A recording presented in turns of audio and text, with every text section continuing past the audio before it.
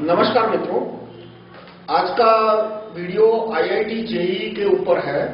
ये मेरा दूसरा वीडियो है आईआईटी जेईई के ऊपर। एक वीडियो मैंने बनाया था आईआईटी जेईई का और काफी अच्छा उससे लोगों ने फोन किया और प्रश्न भी पूछे, तो मैंने तय किया कि इसी विषय पर दूसरा वीडियो बनाऊं। पहला वीडियो जो है वो आपको यूट्यूब पर मिलेगा, राइट टू रिकॉल चैनल पर जेईई के ऊपर है। दूसरा वीडियो आज तारीख है 4 मार्च 2012 और 7 मार्च 2012, 3 दिन के अंदर मैं एक पूरा पीडीएफ फाइल बना दूंगा rahulmehta.com/jee.pdf। अभी नहीं है, 7 मार्च को आ जाएगी। rahulmehta.com/jee.pdf कि किस तरह से आईआईटी जेईई को बचा सकते हैं, या आईआईटी जेईई यदि खत्म करने में सोनिया गांधी, मनमोहन सिंह और कपिल सिब्बल सफल हो जाते हैं, तो एक बार आईआईटी जेईई खत्म हो जाए तो उसको बाद में कैसे पुनर्जीवित किया जा सकता है।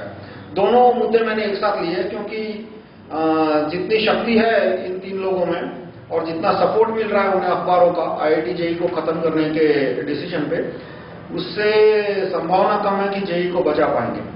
तो कुछ चीजें मैं पहले वीडियो की रिपीट करूंगा कि मनमोहन सिंह, कपिल सिब्बल और सोनिया गांधी ने क्यों ये तय किया कि आईआईटी जेईई को खत्म किया जाए, और क्यों सारे आईआईटी के डायरेक्टरों ने भी उनको सपोर्ट किया कि हाँ जेईई खत्म कर दो। आईआईटी के जो 10-15 डायरेक्टर है, उनकी जो काउंसिल है आईआईटी डायरेक्टर काउंसिल, उनमें यूनानिमसली ये पास हुआ कि आईआईटी जेईई को खत्म कर दो। तो और आप देखो तो अधिकतर अखबार जो है उन्होंने भी इस डिसीजन का विरोध नहीं किया, एक भी एडिटर ने इसका विरोध नहीं किया। जो बीजेपी के सांसद है उन्होंने भी इसका विरोध नहीं किया, कांग्रेस के भी किसी सांसद ने नहीं किया। कांग्रेस के काफी सांसद आईआईटी के स्टूडेंट रह चुके हैं। मैं बीजेपी का एग्जाम्पल दो, बीजेपी के जो गोवा के चीफ मिनिस्टर थे वो भी आईआईटी के से पास आउट है। और जो सो कॉल्ड सिविल सोसाइटी है, सिविल सोसाइटी में भी काफी आईआईटीएन है, जैसे अरविंद केजरीवाल है, बहुत सारे लोग हैं। तो उनमें से भी किसी का कोई स्ट्रांग नेगेटिव रिएक्शन नहीं आया है। उन्होंने करीब इसको अनदेखा कर दिया है, जैसे ये कोई बहुत ही माइनर मुद्दा हो, इंडियन एजुकेशन से या इंडिया की सोसाइटी से कोई खास लेना देना ना हो, इसलिए इस तरह का उनका रवैया रहा है। तो क्या कारण है कि आईआईटी जेईई को खत्म किया जा रहा है? तो मेरा जो मानना है कि ये काम कपिल सिब्बल, मनमोहन सिंह और सोनिया गांधी जो कर रहे हैं और बाकी लोग इन्हें सपोर्ट दे रहे हैं, बीजेपी के लोग, कांग्रेस के लोग, सीपीएम के लोग, सिविल सोसाइटी और अलग अलग टीवी चैनल जो उनको सपोर्ट दे रहे हैं, तो उसके पीछे मल्टीनेशनल कंपनियों के मालिक हैं। तो आप कहोगे कि भाई मल्टीनेशनल कंपनियों को मालिक को क्या लेना देना आईआईटी, वो क्यों आईआईटी के दुश्मन बनेंगे? तो ऐसा है कि कोई देश को यदि गुलाम बनाना हो तो बहुत सारी चीजें करनी पड़ती है। सिर्फ ऐसा नहीं है कि सेना भेजने से गुलाम हो जाए, कि बहुत सारी चीजों में से एक इंपॉर्टेंट चीज है कि उस देश का साइंस और मैथ्स का एजुकेशन कमजोर बना दिया जाए या जितना हो सके खत्म कर दिया जाए। तो साइंस और मैथ्स का जो लेवल है पॉपुलेशन का, स्टूडेंट्स का, उस देश के जनरल पॉपुलेशन का, वो उस देश की इंडिपेंडेंस में बहुत तरीके से मदद करता है। एक तो वो एक इंडिपेंडेंट सोच देता है। साइंस और मैथ्स एजुकेशन की सोसाइटी में ज्यादा हो, वहां के लोगों को बेवकूफ बनाना मुश्किल हो जाता है, और जहां मैथ्स साइंस एजुकेशन कम हो वहां बेवकूफ बनाना आसान हो जाता है। दूसरा कि जिस देश का साइंस और मैथ्स एजुकेशन कमजोर हो, वो देश टेक्नोलॉजी में, इंजीनियरिंग में पीछे पड़ जाता है, और खास करके वहां पे हथियार बनाने की फैक्ट्रियां डालना मुश्किल हो जाता है। तो वो जिस देश में साइंस मैथ्स एजुकेशन कमजोर हो, उसे फिर हथियार इंपोर्ट करने पड़ते हैं विदेशी देशों से, फिर वो फ्रांस हो या ब्रिटेन हो या अमेरिका हो या कोई भी हो, तो उन्हें इंपोर्ट करना पड़ता है। इंपोर्ट करने के लिए वो बाध्य हो जाते हैं, और इस तरह से उस देश पे कंट्रोल रखना और उस देश के मिनरल्स, रिसोर्सेस छीनना, वो थोड़ा आसान काम हो जाता है। और जिस देश में साइंस मैथ्स एजुकेशन कमजोर हो, वहां पर बड़ी मात्रा में रियल मैन्युफैक्चरिंग जिसे कहते हैं, कि जिसमें आप असेंबलिंग नहीं, रियल मैन्युफैक्चरिंग की गाड़ी बन रही है तो गाड़ी का एक कलपुर्जा इंडिया में बन रहा है, वो रियल मैन्युफैक्चरिंग खत्म हो जाता है। और रियल मैन्युफैक्चरिंग खत्म हो जाए या कमजोर पड़ जाए या कम हो जाए, तो ऑटोमेटिकली वो देश है वो मल्टीनेशनल कंपनियों पे ज्यादा डिपेंडेंट हो जाएगा। तो और एक और रीजन है कि मल्टीनेशनल कंपनियों को साइंस मैथ्स एजुकेशन कमजोर करना है कि इंडिया का जो मैथ साइंस एजुकेशन अच्छा है, उसकी वजह से हर साल लाखों की संख्या में काबिल इंजीनियर पास होते हैं। जैसे कि आईआईटी से हर साल 5-7 हजार बहुत काबिल इंजीनियर पास होते हैं, दूसरी कॉलेजों से भी काबिल इंजीनियर पास होते हैं। और अब अमेरिका के जो मल्टीनेशनल कंपनी के मालिक है, उनके लिए समस्या ये खड़ी हो जाती है कि यदि तुम इनको एब्जॉर्ब ना करो अमेरिका की इकोनॉमी में, तो वो लोग भारत में रहेंगे, और भारत में रहेंगे तो वहां पे उद्योग धंधा शुरू कर देंगे। इसलिए किसी भी तरह से उन्हें एब्जॉर्ब करना पड़ता है कि जहां सॉफ्टवेयर प्रोजेक्ट की जरूरत ना हो तो भी सॉफ्टवेयर प्रोजेक्ट नए नए खड़े कर दो। फाइनेंस कंपनियां हैं, डेटा एनालिसिस के लिए हजारों लोगों को लगा देती है, कुछ होता नहीं है डेटा एनालिसिस से। कोई ये शेयर प्राइस प्रेडिक्शन और वो सब बकवास है, दुनिया का कोई आदमी शेयर प्राइस को प्रेडिक्ट नहीं कर सकता। ये सारे जो प्रोजेक्ट किए गए हैं वो लोगों को बिजी रखने के लिए किए जाते हैं, ताकि बड़ी संख्या में इंटेलिजेंट इंजीनियर और इंटेलिजेंट जिनका मैथ साइंस का बेस अच्छा है, उनको तुम व्यस्त रखो, ताकि वो भारत के अंदर फैक्ट्रियां बनाने का काम शुरू न करें। तो लेकिन व्यस्त रखने के लिए फिर काफी अच्छी सैलरी देनी पड़ती है, तो वो उनके लॉसेस में एडअप होता जाता है। और आसान तरीका ये है कि उस देश का साइंस मैथ्स एजुकेशन ही खत्म कर दो, न रहेगा बांस न बजेगी बांसुरी। उस देश का यानी भारत का साइंस मैथ्स एजुकेशन ही खत्म कर दो, ताकि वहां से बड़ी संख्या में टैलेंटेड इंजीनियर, साइंटिस्ट, टेक्नीशियन पैदा होने ही कम हो जाए, तो ऑटोमेटिकली उस देश से इतनी बड़ी संख्या में लोगों को नौकरी देने की जरूरत नहीं पड़ेगी। और वो देश है वो मैन्युफैक्चरिंग का के मामले में और हथियारों के मैन्युफैक्चरिंग के मामले में संपूर्णतया भारत, अमेरिका, फ्रांस, ब्रिटेन आदि देशों पर डिपेंडेंट हो जाएगा। तो मल्टीनेशनल कंपनियां के मालिक जो है वो चाहते हैं कि आईआईटी जेईई खत्म हो जाए। इतना ही नहीं, मैं थोड़ा आईआईटी जेईई के साथ साथ बाकी एजुकेशन की बात करूंगा कि किस तरह से पिछले 15 साल से मैथ साइंस एजुकेशन को कमजोर बनाया जा रहा है इंडिया में, और आईआईटी जेईई को खत्म करना उसी षड्यंत्र का एक हिस्सा है। तो पिछले 15 साल से कैसे मैथ साइंस एजुकेशन को कमजोर बनाया जा रहा है, तो मैंने 12th क्लास पास किया 1986 में। तो मैं ऐसे ही 1995 में मैंने मैथ्स की टेक्स्ट बुक देखी थी 1995-96 में। तो मैंने देखा कि वो क्वेश्चंस काफी आसान हो गए। बहुत सारे जो मुश्किल क्वेश्चन है, जिसे हम डबल स्टार क्वेश्चन बोलते थे, वो डबल स्टार क्वेश्चन पाठ्य पुस्तक में रखे ही नहीं गए, और एग्जाम के पेपर भी आसान कर दिए गए। फिर मेरे मैथ्स के टीचर से भी बात हुई, तो उन्होंने कहा कि हमको ये एक तरह का आदेश दिया जाता है कि भाई आप एग्जाम आसान करो, और 10th के एग्जाम भी आसान कर दिए थे, और 9th के एग्जाम के पेपर निकाल देते, तभी भी हमको बोला जाता था कि भाई कम से कम 50% क्वेश्चन है वो टेक्स्ट बुक से होने चाहिए। तो इस तरह से मैथ्स के एजुकेशन को और साइंस के एजुकेशन को कमजोर बनाया गया था, खास करके सीबीएसई और स्टेट बोर्ड में, कि बहुत सारे स्टेट बोर्ड ने और सीबीएसई ने मुश्किल टॉपिक टेक्स्ट बुक में से निकाल दिए। जैसे मैंने कुछ ही दिनों पहले मुझे पता चला, मैंने वेरीफाई नहीं किया, कि 1990-2000 के आसपास बिहार में एडवांस मैथ्स के काफी टॉपिक निकाल दिए टेक्स्ट बुक में से, सिलेबस में से। और तो एक ये था कि मुश्किल टॉपिक और मुश्किल क्वेश्चन सिलेबस में से और टेक्स्ट बुक में से निकाल दो, एग्जाम आसान कर दो। उसके बाद ये और बढ़ता गया, और बाद में हुआ कि 8th स्टैंडर्ड तक किसी को फेल नहीं करना, यानी 8th स्टैंडर्ड तक ना कोई पढ़ेगा ना कोई पढ़ाएगा। जो एग्जामिनेशन है उसकी सबसे ज्यादा वैल्यू क्या है कि उसमें विद्यार्थी की तो परीक्षा हो जाती है, टीचर की भी परीक्षा हो जाती है, कि यदि उसके लड़के फेल हो जाते हैं तो पता लग जाता है कि भाई ये टीचर कुछ पढ़ा नहीं रहा। तो अब 8th स्टैंडर्ड तक सबको पास करना है, यानी स्टूडेंट पढ़ेगा नहीं, उस पर कोई प्रेशर नहीं रहा, और टीचर भी बोलेगा कि क्या मुझे पेपर चेक करना है ना, सबको 100 में से 90 नंबर दे दूंगा, तो वो भी पढ़ाएगा नहीं। तो ऑटोमेटिकली इससे मैथ साइंस का एजुकेशन है वो कमजोर हो जाएगा। फिर 10th के बोर्ड को निकालने की बात कही, मेरे ख्याल से सीबीएसई ने ऑलरेडी 10th का बोर्ड निकाल दिया है। तो 10th का बोर्ड पहले क्या होता था कि 10th के बोर्ड से शाला की, टीचर की और विद्यार्थी की पोल खुल जाती थी कि भाई इस टीचर ने तो कुछ पढ़ाया नहीं, ये शाला कैसी घटिया है कि 10 साल तक लड़का इस शाला में रहा और इसका 10th में इतना खराब रिजल्ट आया। तो जो 10th का बोर्ड का एग्जाम था, जो शाला के ट्रस्टी या तो जो इंचार्ज है उसके ऊपर एक लटकती तलवार का काम करता था कि भाई मैं अपना 5th, 6th, 7th standard, 8th standard, 9th standard में एजुकेशन की क्वालिटी थोड़ी मेंटेन करूं, वरना 10th में यदि मेरा खराब रिजल्ट आएगा तो जो लड़के नए आने वाले हैं फर्स्ट स्टैंडर्ड में या तो फिफ्थ स्टैंडर्ड में, माँ बाप उनके लड़के को मेरे स्कूल में रखेंगे नहीं, किसी और स्कूल में चले जाएंगे। तो हर एक ट्रस्टी था वो एक या दूसरे तरीके से अपने शाला का एजुकेशन मेंटेन करता था। मैं आपको एग्जांपल दूं कि मैं एक ट्रस्टी से परिचित हूं, तो वो किस तरह से अपनी शाला का मॉनिटरिंग करते हैं, एजुकेशन का क्वालिटी कंट्रोल करते हैं कि जो हर 3 महीने में एक एग्जाम लेते हैं, 3 महीने बाद, 6 महीने बाद, 9 महीने बाद और फाइनल एग्जाम, और उसका जो पेपर होता है वो किसी और टीचर के पास चेक करवाते हैं। यानी जो शाला का टीचर, जो क्लास का टीचर है, वो उस एग्जाम के पेपर को चेक नहीं करता। वो बाहर से टीचर बुलाते हैं और किसी को पता नहीं होता कि कौन टीचर कब आएगा, कब चेक करेगा, और वो टीचर को पेपर चेकिंग का अलग से पैसा दे देता है। उसके बाद यदि उसने गलत चेक किया तो मार्क चेंज होगा। पर कम से कम वो दूसरे टीचरों के पास पेपर चेक कराते थे, इसलिए यदि वो मान लो टीचर कमजोर पड़ा है पढ़ाने में तो उसकी पोल खुल जाएगी। वो क्यों ऐसा करता था? क्योंकि उसको स्टूडेंट चाहिए।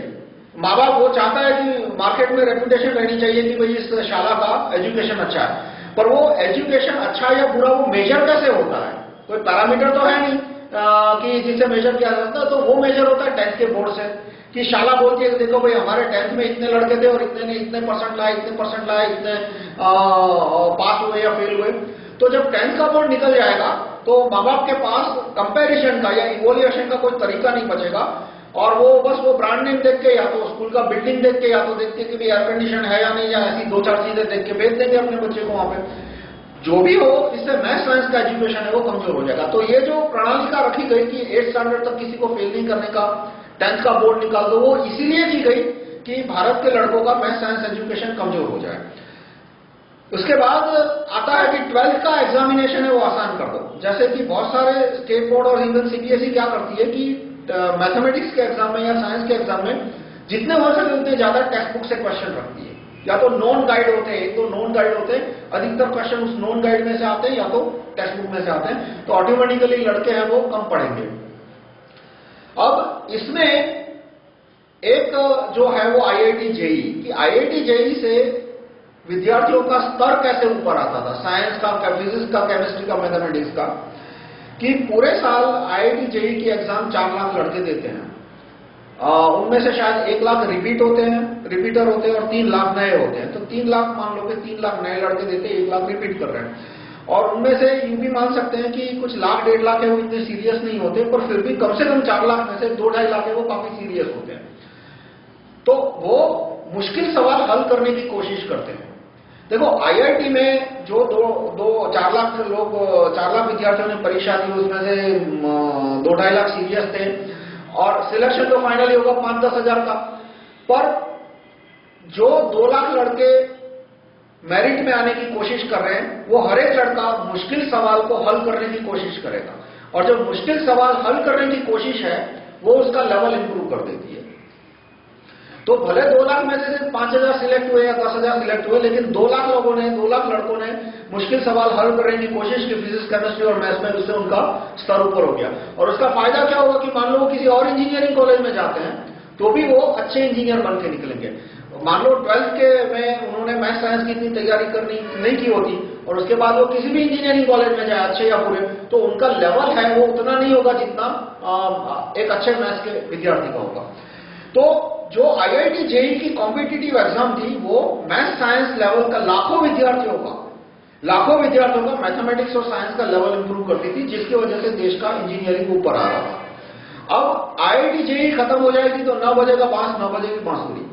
जो आईआईटी के बदले में परीक्षा रखी जाएगी उसमें उस लेवल के मुश्किल सवाल पूछे ही नहीं जाएंगे कि लोनी की ट्रिग्नोमेट्री है, या तो एडवांस कोऑर्डिनेट ज्योमेट्री है, या तो जो हॉल एंड नाइट्स की अलजेब्रा की बुक्स है, उस लेवल के जो क्वेश्चन रखे जाते थे आईआईटी के जेईई में, वो दूसरे एग्जाम में रखे नहीं जाएंगे। तो ऑटोमेटिकली लड़के ये सारी जो किताबें हैं, लोनी की ट्रिग्नोमेट्री हो या कोऑर्डिनेट ज्योमेट्री हो या हॉल एंड नाइट की अलजेब्रा हो या इस तरह की जो एडवांस लेवल की किताबें हैं वो पढ़ना बंद कर देंगे। जैसे कि मैं जब आईआईटी की तैयारी करता था तो FY BSc की मैथमेटिक्स की किताबें पढ़ता था, ML खन्ना और शांति नारायण और बहुत सारे ऑथर्स की, क्योंकि ट्वेल्थ की किताबों में तो इतने मुश्किल सवाल होते ही नहीं थे कि आईआईटी जेईई के लेवल के, तो ऑटोमेटिकली तुम्हें रेफरेंस बुक्स पढ़नी पड़ती है, एफवाई बीएससी की बुक्स पढ़नी पड़ती है, ऑल एंड नाइट अलजेब्रा पढ़ती है, ये सब पढ़नी पड़ती है। तो उससे अब दूसरा पॉइंट आता है, तो मल्टीनेशनल कंपनियां, मैं फिर से समराइज कर दूं कि आईआईटी जेईई की वजह से और इस तरह की कॉम्पिटिटिव एग्जाम की वजह से देश के लड़कों का मैथमेटिक्स और साइंस का स्तर ऊपर आ रहा था, जिसकी वजह से अमेरिका की कॉस्ट बढ़ रही थी कि उनको ये सारे लड़कों को एब्जॉर्ब करना पड़ता था कि एब्जॉर्ब नहीं करोगे तो ये अपने देश में उद्योग धंधा खोल देंगे। और वो क्यों मैथ साइंस एजुकेशन कमजोर करना चाहते हैं, ताकि भारत है वो विदेशी कंपनियों पर मैन्युफैक्चरिंग के लिए और हथियारों के लिए डिपेंडेंट हो जाए। अब सवाल आता है कि आईआईटी जेईई को बचाया कैसे जाए। तो मैं इसमें मेरा जो मूवमेंट है राइट टू रिकॉल, वो कैसे इस पे काम कर रहा है, राइट टू रिकॉल ग्रुप, कि हम राइट टू रिकॉल के कानून लाने की कोशिश कर रहे हैं, मंत्री से संतरी, प्रधानमंत्री से लेके कॉर्पोरेटर तक, ग्राम पंचायत के सरपंच तक। ये खास इंपॉर्टेंट है कि द अन्ना की मूवमेंट किस तरह से बकवास है या बिल्कुल हमसे अलग है, कोई लेना देना ही नहीं है उससे, वो एकदम बकवास है वो जो राइट टू रिकॉल बोलते हैं। पहले तो वो राइट टू रिकॉल बोलते नहीं, राइट टू रिकॉल अगले जन्म में, इस जन्म में सिर्फ लोकपाल, फिर बोलेंगे कि लोकपाल आने के बाद राइट टू रिकॉल, फिर बोला कि राइट टू रिकॉल आने के बाद अब राइट टू रिजेक्ट आएगा, जब तक राइट टू रिजेक्ट नहीं आएगा तब तक राइट टू रिकॉल की बात मत करो। और जब बोला तो भी राइट टू रिकॉल की बात कही तो बोला कॉर्पोरेटर और सरपंच, नाम अन्ना आ जा रहे, दे रहे 4 आने। तो मैं बोलता हूं ना कि कोई आदमी बनाना स्प्लिट आइसक्रीम लेके जा रहा है कि right to recall PM, right to recall supreme court जज, right to recall district education officer, right to recall education minister, और यहाँ पे वो केले का छिलका दे रहे हैं कि right to recall sarpanch, right to recall corporator, बस इससे अभी काम चला लो, right to recall MP MLA अगले जन्म में देखा जाएगा। तो पहले मैं ये स्पष्ट करना चाहता हूं कि मेरी राइट टू रिकॉल मूवमेंट को द अन्ना की मूवमेंट से कोई लेना देना नहीं है। मैंने राइट टू रिकॉल मूवमेंट शुरू की 1998 में, और इस पे मैं इलेक्शन लड़ा, मई 2009 में लोकसभा का इलेक्शन लड़ा गांधीनगर कंस्टिट्यूएंसी से, और मैंने अब तक अखबार में कुछ 15 एडवर्टाइजमेंट दिए हैं गुजरात के अखबारों में, और 5 एडवर्टाइजमेंट दिए हैं इंडियन एक्सप्रेस में राइट टू रिकॉल और रिलेटेड मुद्दों पे।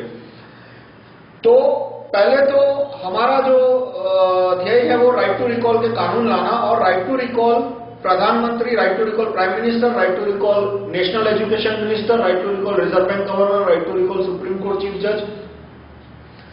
और इससे एजुकेशन कैसे इंप्रूव होगा? एजुकेशन इंप्रूव होगा 3 राइट टू रिकॉल के कानून से, right to recall district education officer, right to recall state education minister, right to recall national education minister. ये 3 चीजों से एजुकेशन में जो गिरावट आ रही है वो गिरावट आने का बंद हो जाएगी और एजुकेशन धीरे धीरे इंप्रूव होना शुरू हो जाएगा। तो यहां पर मुझे जो फीडबैक मिला वो 2 प्रकार का फीडबैक था, कि कुछ लोगों ने कहा कि भाई ठीक है, ये लॉन्ग टर्म बात है राइट टू रिकॉल की, कि कैसे हम एजुकेशन को इंप्रूव कर सकते हैं सरकारी स्कूलों को, लेकिन अभी मुद्दा है आईआईटी जेईई का, तो आईआईटी जेईई को कैसे बचाया जाए? मतलब राइट टू रिकॉल तो काफी सारी चीजें कवर करता है, जैसे बांग्लादेशियों को भगाना, जो बांग्लादेशी घुस गए हैं उनको भगाना, और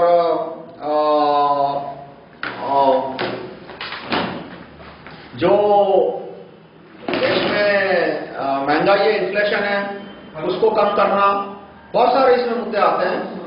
तो आईआईटी जेईई से स्पेसिफिक मैंने कहा कि हाँ स्पेसिफिक भी कुछ है, उसका मैं डिटेल में लिखूंगा rahulmehta.com/jee.pdf में, और अभी भी एक्सप्लेन करूंगा। और साथ साथ में दूसरी चीज है कि एजुकेशन को कैसे बचाना और पूरे देश को कैसे बचाना, ये 3 चीजें साथ साथ में। तो पहले मैं बताऊंगा कि जेईई को कैसे बचा सकते हैं, या यदि जेईई बचाने में हम असफल रहते हैं तो साल, 2 साल, 3 साल, 10 साल बाद कैसे जेईई को पुनर्जीवित किया जा सकता है। तो पहले तो देखो कि जो लोग जेईई को खत्म करना चाहते हैं वो कितने शक्तिशाली हैं। एक भी अखबार ने, सारे अखबारों ने इसको सपोर्ट किया है। जो एंटरटेनमेंट मीडिया है, मूवीज वगैरह, वो भी इस बात को इनडायरेक्टली सपोर्ट करता है। आप 3 इडियट्स मूवी देखो, मेरे मानने में वो एकदम घटिया मूवी थी, एकदम घटिया मूवी थी, क्योंकि उसका थीम बहुत ही घटिया था। उसका थीम ये था कि तुम लड़कों पे दबाव ना डालो कि वो पढ़ाई करें, वो बकवास थीम है।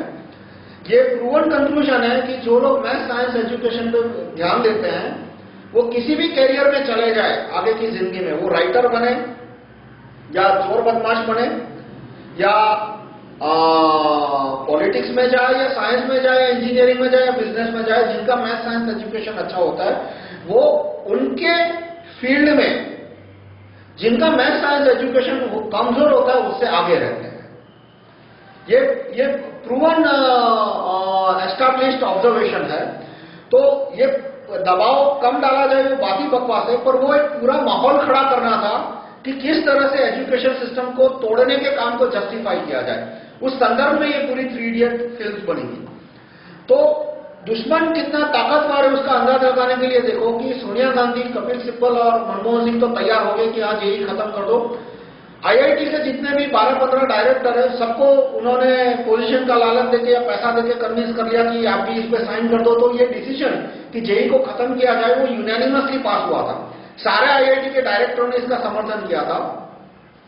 अब कुछ एक टीचर्स के यूनियन लीडर है, टीचर्स उसके अगेंस्ट है, आईआईटी के अधिकतर स्टूडेंट्स भी उसके अगेंस्ट है, पर जो टीचर्स के यूनियन लीडर है उनको खरीद लेंगे। तो एक आध 2 दिन शायद हड़ताल हो जाए तो हो जाए, बाकी तीसरे चौथे दिन वो हड़ताल को समेट लेंगे और वापस काम धंधे पे लगे जाएंगे।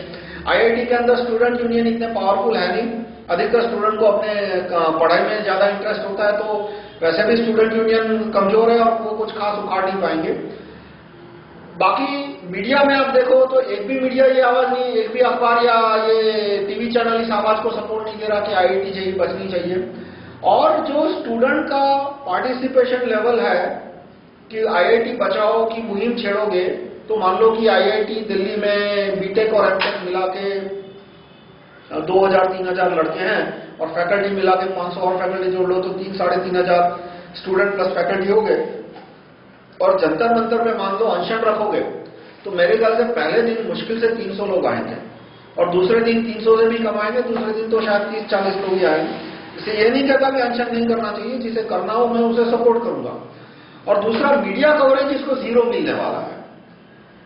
तो इस हालत में जो स्टेट अभी लग रहा है, स्टेट ऑफ अफेयर लग रहा है, तो आईआईटी जेई ऑलरेडी कोमा में पहुंच चुकी है कि 2014 में जेई को कैंसिल करने का डिसीजन लगभग फाइनल लग रहा है। अब देखते हैं क्या होता है। तो भी कैसे बचाया जा सकता है, प्रयत्न करना हो तो क्या प्रयत्न करना चाहिए कि जो लोग आईआईटी जेई को बचाना चाहते हैं वो प्रधानमंत्री को एक लेटर लिखें कि भाई आप ये गैजेट नोटिफिकेशन प्रिंट करो। गैजेट नोटिफिकेशन क्या होता है? गैजेट नोटिफिकेशन इस तरह का डॉक्यूमेंट होता है, हर एक केंद्र सरकार, राज्य सरकार हर महीने एक गैजेट नोटिफिकेशन निकालती है, हर महीने या हर 15 दिन। इसमें कलेक्टर, पटवारी सबके लिए आदेश होते हैं कि भाई आपके लिए क्या आदेश है, और उस आदेश के अनुसार उन्हें काम करना होता है। तो जो लोग आईआईटी जेई बचाना चाहते हैं वो प्रधानमंत्री को एक लेटर लिखे कि आप एक गैजेट नोटिफिकेशन छापो। गैजेट नोटिफिकेशन का एग्जैक्ट ड्राफ्ट मैंने अपने बुक में दिया है, rahulmehta.com/jee.pdf।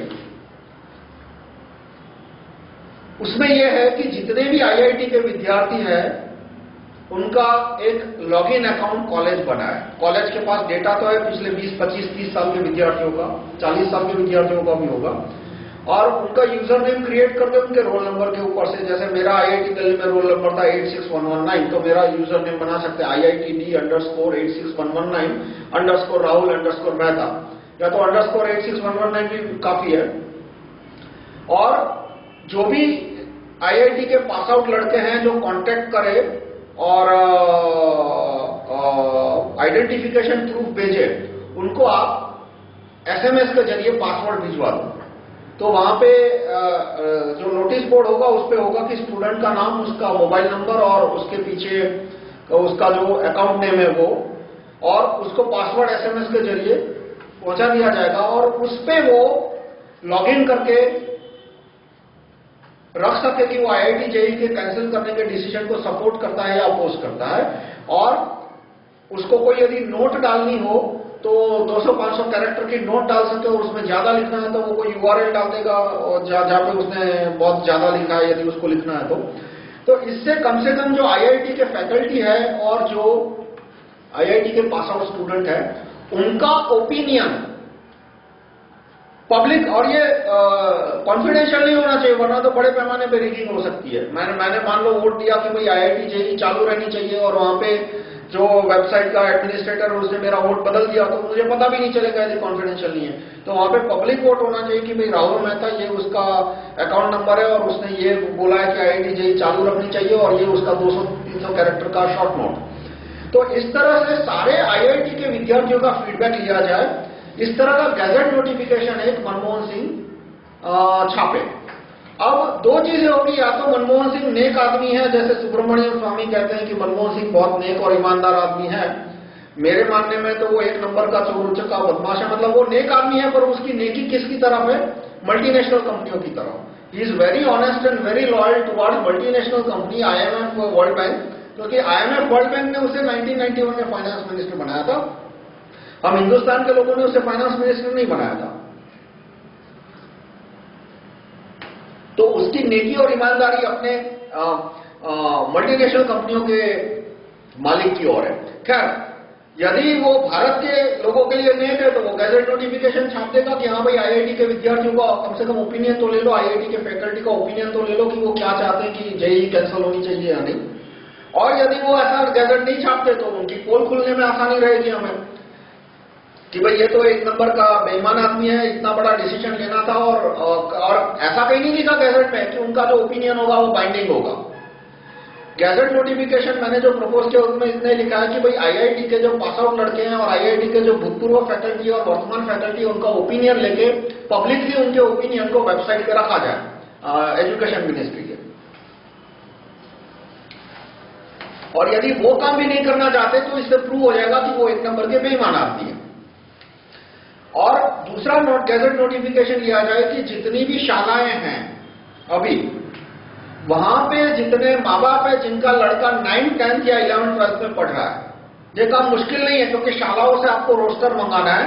तो हर एक शाला को बोला जाए कि भाई आप माँ बाप, और जो माँ बाप अपना मोबाइल नंबर देना चाहते हैं, जो माँ बाप मोबाइल नंबर नहीं दे, इस प्रोसेस में नहीं शामिल करना चाहते, उनको जबरदस्ती तो कर नहीं सकते। तो माँ बाप का नाम, उसके लड़के का नाम, उसका लड़का कौन से स्टैंडर्ड में पढ़ रहा है, 9th, 10th या 11th, 12th, और उसके माँ बाप का मोबाइल नंबर, जिस मोबाइल के जरिए वो गवर्नमेंट वेबसाइट से इंटरेक्ट करेगा, तो वो डेटा मंगाया जाए। और जो माँ बाप है उनका भी एक वेबसाइट पे लॉगिन अकाउंट रखा जाए, और उसका पासवर्ड, और जो लड़के 8th, 9th, 10th में है, 9th, 10th, 11th, 12th, जो लड़के 9th, 10th, 11th है, उनका भी एक अकाउंट एजुकेशन मिनिस्ट्री के वेबसाइट पे रखा जाए। फिर वो स्टेट बोर्ड के हो या CBSE के, पूरे इंडिया का। और हो सकता है ये प्रोसेस 2 दिन में खत्म नहीं होगी, ये प्रोसेस हो सकता है 1 महीना लगे, 2 महीना लगे, लेकिन फिजिबल है। और ऐसा नहीं है कि इसमें प्रति व्यक्ति हजारों का खर्चा आएगा। प्रति व्यक्ति खर्चा कुछ 20, 40, 50 रुपए का आएगा, उससे ज्यादा नहीं आएगा। तो मेरा ये प्रपोजल है कि उनका अकाउंट रखा जाए, और उनको भी ये फीडबैक देने की सुविधा की जाए। और ये बाद में और भी काम आएगा फीडबैक देने का। और भी मुद्दे एजुकेशन से रिलेटेड है, जैसे बोर्ड का एग्जाम कैंसिल करना चाहिए या नहीं, 8th क्लास तक सबको पास कर देना नहीं, तो उससे स्टूडेंट के फीडबैक आएंगे कि भी IIT JEE पास होनी चाहिए या नहीं, कैंसिल होनी चाहिए, चालू रखनी चाहिए। और हम माँ बाप के सामने कैनवासिंग कर सकते हैं कि देखो भाई, आप यदि IIT JEE कैंसिल कराओगे तो आपको लगता है कि चलो 2 के बजाय 1 एग्जाम हो गई, पर 2 के बजाय 1 एग्जाम हो गई, लेकिन आपके लड़के का जो मैथ साइंस का एजुकेशन जो इंप्रूव होना था वो नहीं होगा।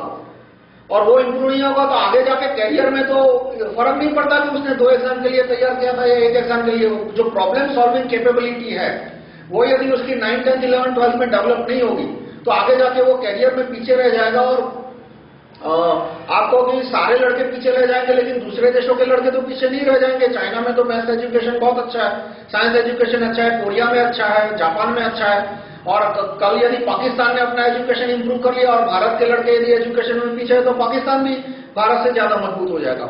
तो माँ बाप को कन्विंस किया जा सकता है कि IIT JEE की एग्जाम चालू रहनी चाहिए और उसमें सुधार आने चाहिए। यदि कुछ एक साल से कुछ गिरावट आ गई उस एग्जाम में, तो हम लाखों माँ बाप के ओपिनियन प्रधानमंत्री के वेबसाइट पर लाने में सफल हो जाएंगे कि IIT JEE चालू रहनी चाहिए। और इसके द्वारा हम प्रूव कर सकते हैं कि भाई ये प्रधानमंत्री या कपिल सिब्बल या सोनिया गांधी जो IIT JEE खत्म करना चाहते हैं वो बेईमान आदमी है।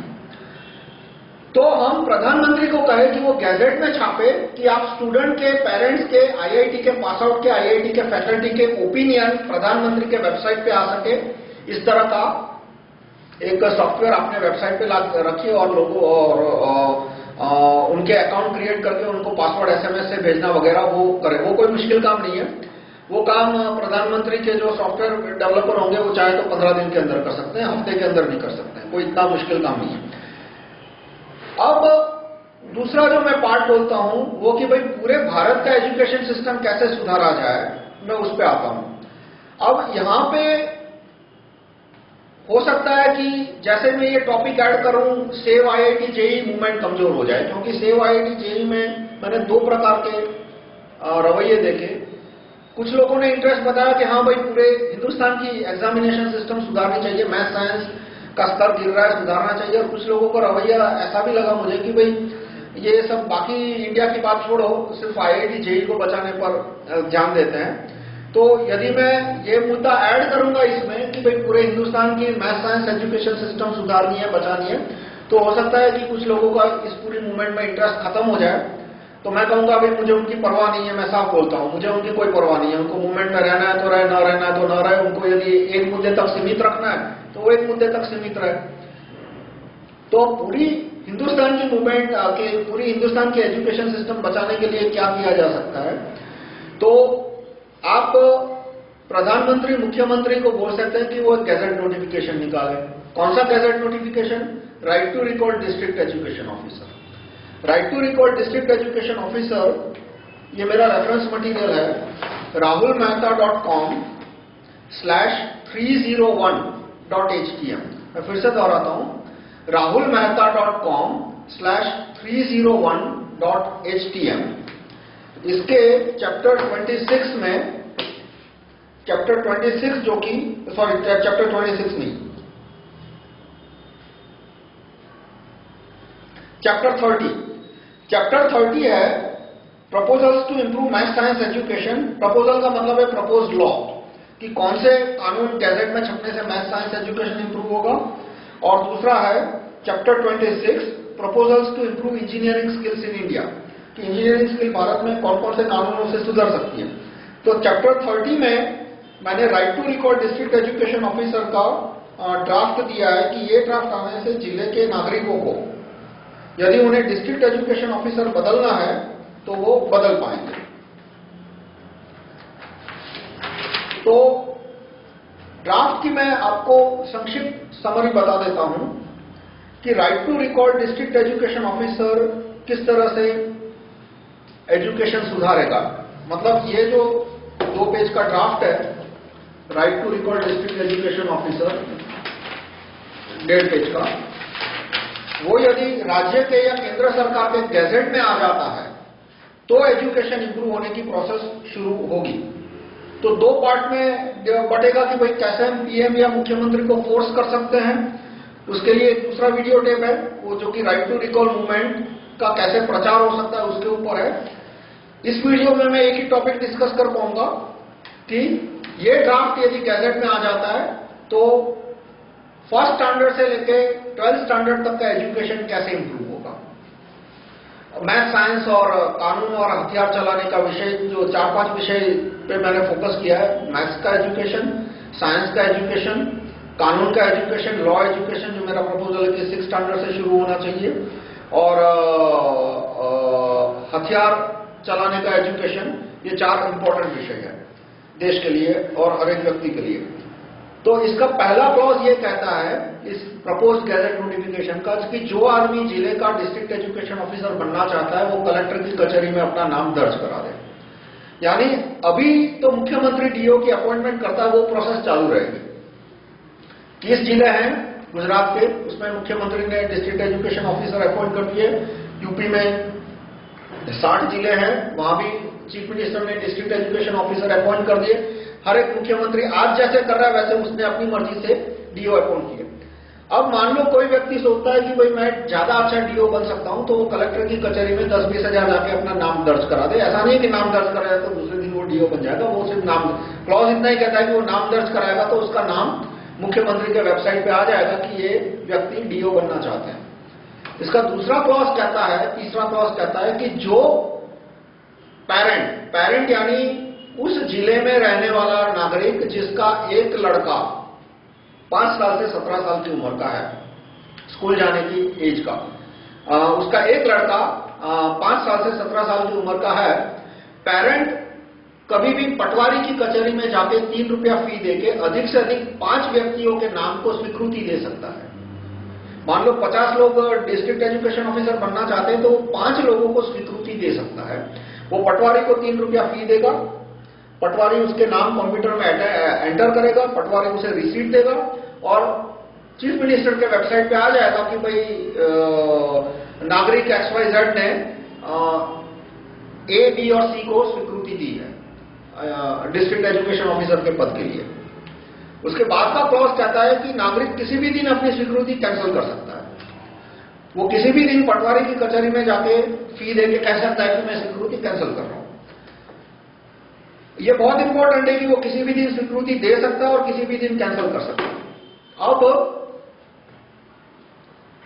ये जो प्रोसीजर है, वो जो पहला ड्राफ्ट है उसमें प्रोसीजर पटवारी की कचहरी में है, जो कि 1-2 हफ्ते में इसमें सुधार आ सकता है कि ये प्रोसीजर को SMS और ATM के जरिए कर सकते हैं।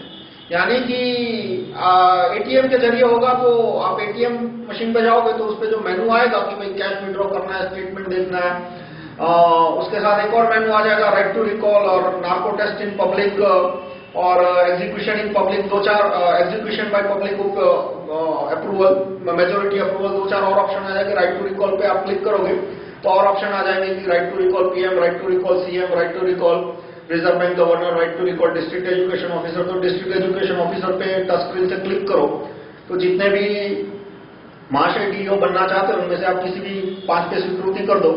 स्वीकृति दी है तो उसको कैंसिल करना है तो कैंसिल कर दो। ATM आपको रिसीप्ट दे देगा, ATM आपका फोटो भी ले लेगा और यदि चार्ज है 1 रुपया, 50 पैसे, 1 रुपया जो भी है वो अपने आप चार्ज लग जाएगा।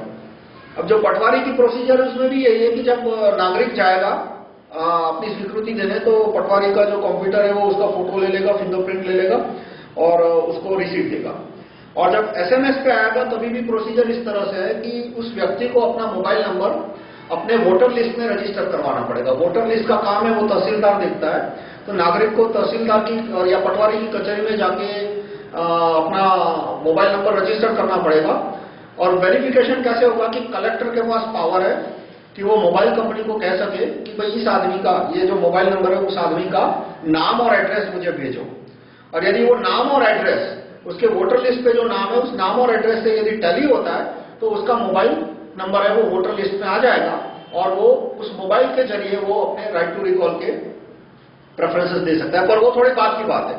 मैं फिर से दोहराऊंगा, अभी जो मैंने ड्राफ्ट प्रपोज किया है उसमें ये ATM और SMS नहीं है। उसमें ये है कि आदमी पटवारी की कचहरी में जाएगा, 3 रुपया फी देगा, BPL कार्ड है तो 1 रुपया फी होगी और वो 3 नाम देगा और पटवारी उसे रिसीट देगा।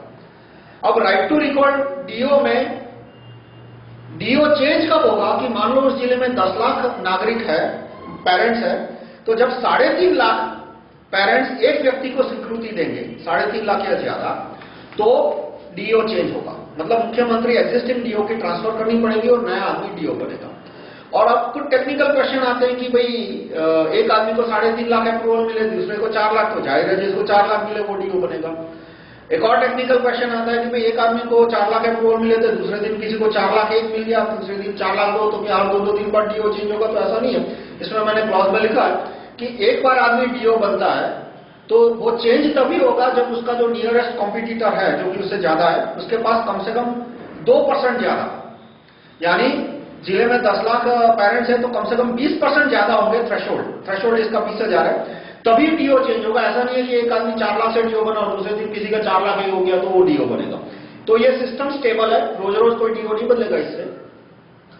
अब जो धारणा कहते हैं उन्होंने इसका विरोध किया था, right to recall district education officer का। दाना ने भी विरोध किया और जो छोटे अन्ना है, अन्ने यानी अन्ना का प्लूरल ANNE, अन्ना का प्लूरल, उन्होंने भी इसका विरोध किया। उन्होंने विरोध किया था राइट टू रिकॉल लोकपाल का। Right to recall district education officer में तो उन्होंने कोई इंटरेस्ट ही नहीं बताया। उन्होंने कहा ये बात तो हम अगले जन्म में फोकस करेंगे, आज फोकस करना है सिर्फ लोकपाल पे। तो उन्होंने राइट टू रिकॉल लोकपाल का विरोध किया था कि ये राइट टू रिकॉल लोकपाल का जो क्लॉज है वो मैंने चैप्टर 50 में डिस्क्राइब किया है, वो लोकपाल के ड्राफ्ट में नहीं आना चाहिए।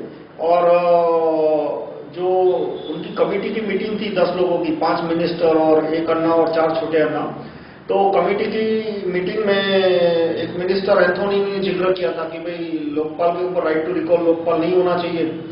वो कैसे हुआ कि कोई एंथोनी के डिपार्टमेंट में काम करता है, मेरा पुराना आईआईटी का दोस्त है, मैं नाम नहीं दूंगा, मैंने उसको ये भेजा था कि भाई एंथोनी कमेटी में है, देखो राइट टू रिकॉल लोकपाल की बात यदि वो रख सकते हो तो उसने बोला चलो मैं कर देता हूं। तो पता नहीं उन्होंने बोला कि भाई राइट टू रिकॉल लोकपाल होना चाहिए, तो द अन्ना और जो 4 छोटे अन्ना थे, चारों 5 ने विरोध किया कि राइट टू रिकॉल लोकपाल होना ही नहीं चाहिए। ऐसा नहीं है कि वो मान जाते तो ये 4 मिनिस्टर मानने वाला थे, ये 4 मिनिस्टर 5 मिनिस्टर तो उनसे 4 गुने बड़े बदमाश है। तो पर उसने जस्ट ऐसे रख दी बात और उन्होंने विरोध किया, और यदि उस समय समर्थन किया तो शायद बात और थोड़ी आगे बढ़ जाती, पर वो उन्होंने साफ बोला था कि राइट टू रिकॉल लोकपाल नहीं होना चाहिए। और एक जो तर्क दिया वो ये था कि भाई इसमें तो लोगों को 100 रुपए में या दारू की बोतल के या एक साड़ी के लिए अप्रूवल भेज देंगे। मैंने कहा इसमें ये पॉसिबल नहीं है, वास्तविक इलेक्शन में भी ऐसा नहीं होता। मेरा एक दूसरा वीडियो जो एक्सप्लेन करता है कि ये वोट बेचने की बात है, वो 5% भी सच्चाई नहीं है इसमें। पर इसमें क्यों नहीं हो सकता कि इसमें मैंने लिखा है कि कोई भी आदमी किसी भी दिन अपना अप्रूवल चेंज कर सकता है। तो मान लो मुझे डीओ बनना है, तो मुझे 3.5 लाख अप्रूवल चाहिए, तो मैं 3.5-4 लाख लोगों को अप्रोच करता हूं कि भाई देखो आप जाके अप्रूव कर दो। जब सीएम के वेबसाइट पे आ जाएगा कि आपने मुझे अप्रूव किया है तो मैं आपको 100-200 रुपया दे दूंगा। तो चलो एक आदमी ने जाके मुझे अप्रूव कर दिया, मैंने उसको 100 रुपया दिया। अब क्वेश्चन आता है कि क्या वो मुझे जिला शिक्षण अधिकारी के रूप में देखना चाहता है, क्या वो अपने लड़के का एजुकेशन मेरे हाथों में सौंपना चाहता है। यदि नहीं सौंपना चाहता तो दूसरे दिन जाके मेरा अप्रूवल कैंसिल कर देगा। तो मैं क्या 3.5 लाख लोगों से झगड़ने जाऊंगा एक जिले में कि भाई क्यों मेरा अप्रूवल कैंसिल किया, और क्या मैं रोज रोज उनको 100 रुपया दूंगा। राइट टू रिकॉल लोकपाल में भी यही बात थी कि आदमी लोकपाल के लिए स्वीकृति देगा और किसी भी दिन वो स्वीकृति कैंसिल कर सकता है। तो इसमें 10 लाख में से एक टिपिकल जिले में 10 लाख पेरेंट होते हैं, एक टिपिकल जिले में 15 लाख की आबादी, 15 लाख वयस्क वोटर होते हैं, और टिपिकल जिले में 10 लाख ऐसे वोटर होते हैं जिनका एक लड़का 5 से 18 साल की उम्र का होता है। तो इसमें मैं 3.5 लाख लोगों के, एक जिले के 3.5 लाख लोगों से थोड़ा झगड़ने जाऊंगा। और राइट टू रिकॉल लोकपाल में तो 15 करोड़ का थ्रेशोल्ड था कि एक आदमी तभी लोकपाल बनेगा जब मिनिमम 15 करोड़ वोटर का उसको समर्थन हो। तो मान लो मैंने 100 रुपया कैश देके 15 करोड़ लोगों के वो ओपिनियन स्वीकृति ले भी ली, लेकिन यदि वो मुझे लोकपाल नहीं देखना चाहता तो दूसरे तीसरे दिन जाके स्वीकृति कैंसिल कर देंगे। तो मैं क्या 15 करोड़ से झगड़ने जाऊंगा, लेकिन उन्होंने बोला नहीं इसमें तो वोट बिक जाएंगे। तो ये बात देखो आपको डिसाइड करनी है।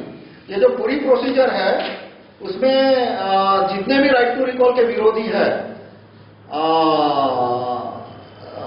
वो कहते हैं कि इसमें वोट बिक जाएंगे, इसलिए ये प्रोसीजर गैजेट में नहीं आनी चाहिए। तो ये डिसीजन आपको इंडिविजुअली लेना है कि ऐसी सिस्टम जिसमें किसी भी दिन आपकी स्वीकृति बदल सकता हो, तो उसमें वोट खरीदने के, अप्रूवल खरीदने के लिए आदमी को रोज 100 रुपया देना पड़ेगा, जो इतना पैसा तो किसी के पास नहीं है।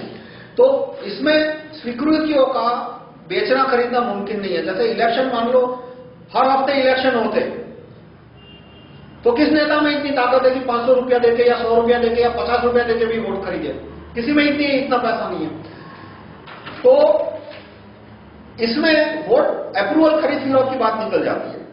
दूसरा एक मैंने क्लॉज इसमें ऐड किया है कि right to recall district education officer में, जो कि right to recall police commissioner में नहीं है, बहुत सारे राइट टू रिकॉल में नहीं है, राइट टू रिकॉल सीएम में नहीं है, राइट टू रिकॉल डीओ में है। राइट टू रिकॉल डीओ में यह है कि एक आदमी राज्य के अधिक से अधिक 5 जिलों का डिस्ट्रिक्ट एजुकेशन ऑफिसर बन सकता है और देश के 10 जिलों का डिस्ट्रिक्ट एजुकेशन ऑफिसर बन सकता है। तो इससे एजुकेशन कैसे इंप्रूव होगा कि मान लो मैं अहमदाबाद में रहता हूं, मेरा डिस्ट्रिक्ट एजुकेशन ऑफिसर बकवास है, और पास का कोई जिला है महसाणा, उसका डिस्ट्रिक्ट एजुकेशन ऑफिसर अच्छा है।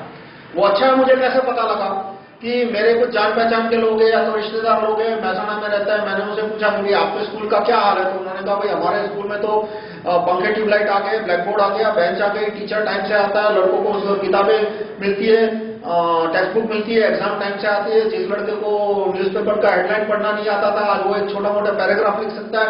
यानी जो इंडिविजुअल लेवल का फीडबैक है उसे स्पष्ट पता लग गया कि वहां का डीओ अच्छा है। तो अहमदाबाद के लोग अहमदाबाद के डीओ को धमका सकते हैं कि या तो तू अपना काम सुधार, या तो हम तेरे को नौकरी से निकाल के अप्रूवल सिस्टम के द्वारा उसे हम डबल चार्ज दे देंगे कि भाई महसाणा के साथ साथ वो अहमदाबाद का जिला भी संभाले। तो एक डीओ पूरे हिंदुस्तान में मान लो 2 डीओ 5 डीओ अच्छा काम करेंगे तो उसकी वजह से 50 डीओ को धमकी मिलेगी कि भाई या तू अपना काम सुधार या हम उस आदमी को डबल चार्ज ट्रिपल चार्ज दे देंगे। तो हर एक डीओ को अपनी कामगिरी सुधारनी पड़ेगी। और इस तरह से right to recall district education officer आने से, यानी कि नागरिकों के, जिले के आम नागरिकों के पास डिस्ट्रिक्ट एजुकेशन ऑफिसर की पावर आने के बाद एजुकेशन जिला स्तर पे इंप्रूव होगा। अब इसमें जो पॉलिटिकल विरोधी है मेरे, उनके बारे में मैं कुछ बताऊंगा कि प्रणब मुखर्जी ने राइट टू रिकॉल का विरोध किया है, उसमें कोई नई बात नहीं है। कांग्रेस ने तो 1925 से राइट टू रिकॉल का विरोध किया है। राइट टू रिकॉल की बात 1870 में स्वामी दयानंदन जी ने अलग स्वरूप से की है। जहां तक मेरा मानना है वो राइट टू रिकॉल ही हुआ। स्वामी दयानंदन सरस्वती जी ने उनके पुस्तक सत्यार्थ प्रकाश के 6ठे चैप्टर में पहले ही पेज पे लिखा है, 6ठा चैप्टर राज धर्म पॉलिटिक्स के ऊपर है, उसमें पहले पेज पे लिखा है कि राजा प्रजाधीन होना चाहिए। और दूसरा कि यदि राजा प्रजाधीन न हुआ तो प्रजा को लूट लेगा। जैसे मांसाहारी पशु छोटे पशु को खा जाते हैं, वैसे अन्याय कुशल से दंड करके प्रजा को लूट लेगा, प्रजा कमजोर हो जाएगी, राष्ट्र का विनाश होगा। एक एक शब्द उनके पुस्तक से मैं बोल रहा हूं, मेरा कोई शब्द। ये मांसाहारी पशु की उपमा भी उन्होंने दी है कि जैसे मांसाहारी पशु छोटे पशु को खा जाते हैं, वैसे यदि राजा प्रजाधीन न हुआ तो वो प्रजा को लूट लेगा। तो राइट टू रिकॉल वो राजा को प्रजाधीन बनाने की बात है। उसके बाद 1925 में महात्मा चंद्रशेखर आजाद और महात्मा सचिंद्रनाथ सान्याल ने 1925 में कहा था कि हम जिस गणराज्य की स्थापना करना चाहते हैं उसमें राइट टू रिकॉल होगा, क्योंकि यदि राइट टू रिकॉल ना हुआ तो डेमोक्रेसी एक मजाक बन के रह जाएगा। ये एग्जैक्ट उनके स्टेटमेंट है, आप गूगल कीजिए। हिंदुस्तान रिपब्लिकन एसोसिएशन या एचआरए उनकी जो संस्था का नाम था, राइट टू रिकॉल मैनिफेस्टो और सचिंद्रनाथ सान्याल, 2-3 शब्दों पे आप गूगल करेंगे तो बहुत सारे वेबसाइट है जिस पे उनका पूरा मैनिफेस्टो रखा है। एचआरए का मैनिफेस्टो 1925 में उन्होंने पब्लिश किया था। उसमें ये स्पष्ट शब्दों में लिखा है कि हम जिस गणराज्य की स्थापना करना चाहते हैं उसमें राइट टू रिकॉल होगा, क्योंकि यदि राइट टू रिकॉल न हुआ तो डेमोक्रेसी एक मजाक बन के रह जाएगा। तो 1925 में महात्मा चंद्रशेखर आजाद था, या राइट टू रिकॉल ग्रुप के बारे में मैं बताऊं कि अधिकतर हमारे activist right to recall group को, वो सचिंद्रनाथ सान्याल, चंद्रशेखर आजाद, सबको महात्मा कहते हैं। महात्मा भगत सिंह, महात्मा चंद्रशेखर आजाद, महात्मा उधम सिंह, महात्मा सचिंद्रनाथ सान्याल, महात्मा बटुकेश्वर दत्त, और हम मोहन भाई के लिए दुरात्मा शब्द का उपयोग करते हैं। दुरात्मा गांधी, दुरात्मा जवाहरलाल नेहरू, दुरात्मा मनमोहन सिंह, दुरात्मा अन्ना, दुरात्मा सुब्रमण्यम स्वामी वगैरह। तो गांधी के लिए हम दुरात्मा शब्द यूज करते हैं और चंद्रशेखर आजाद के लिए महात्मा शब्द का इस्तेमाल होता है।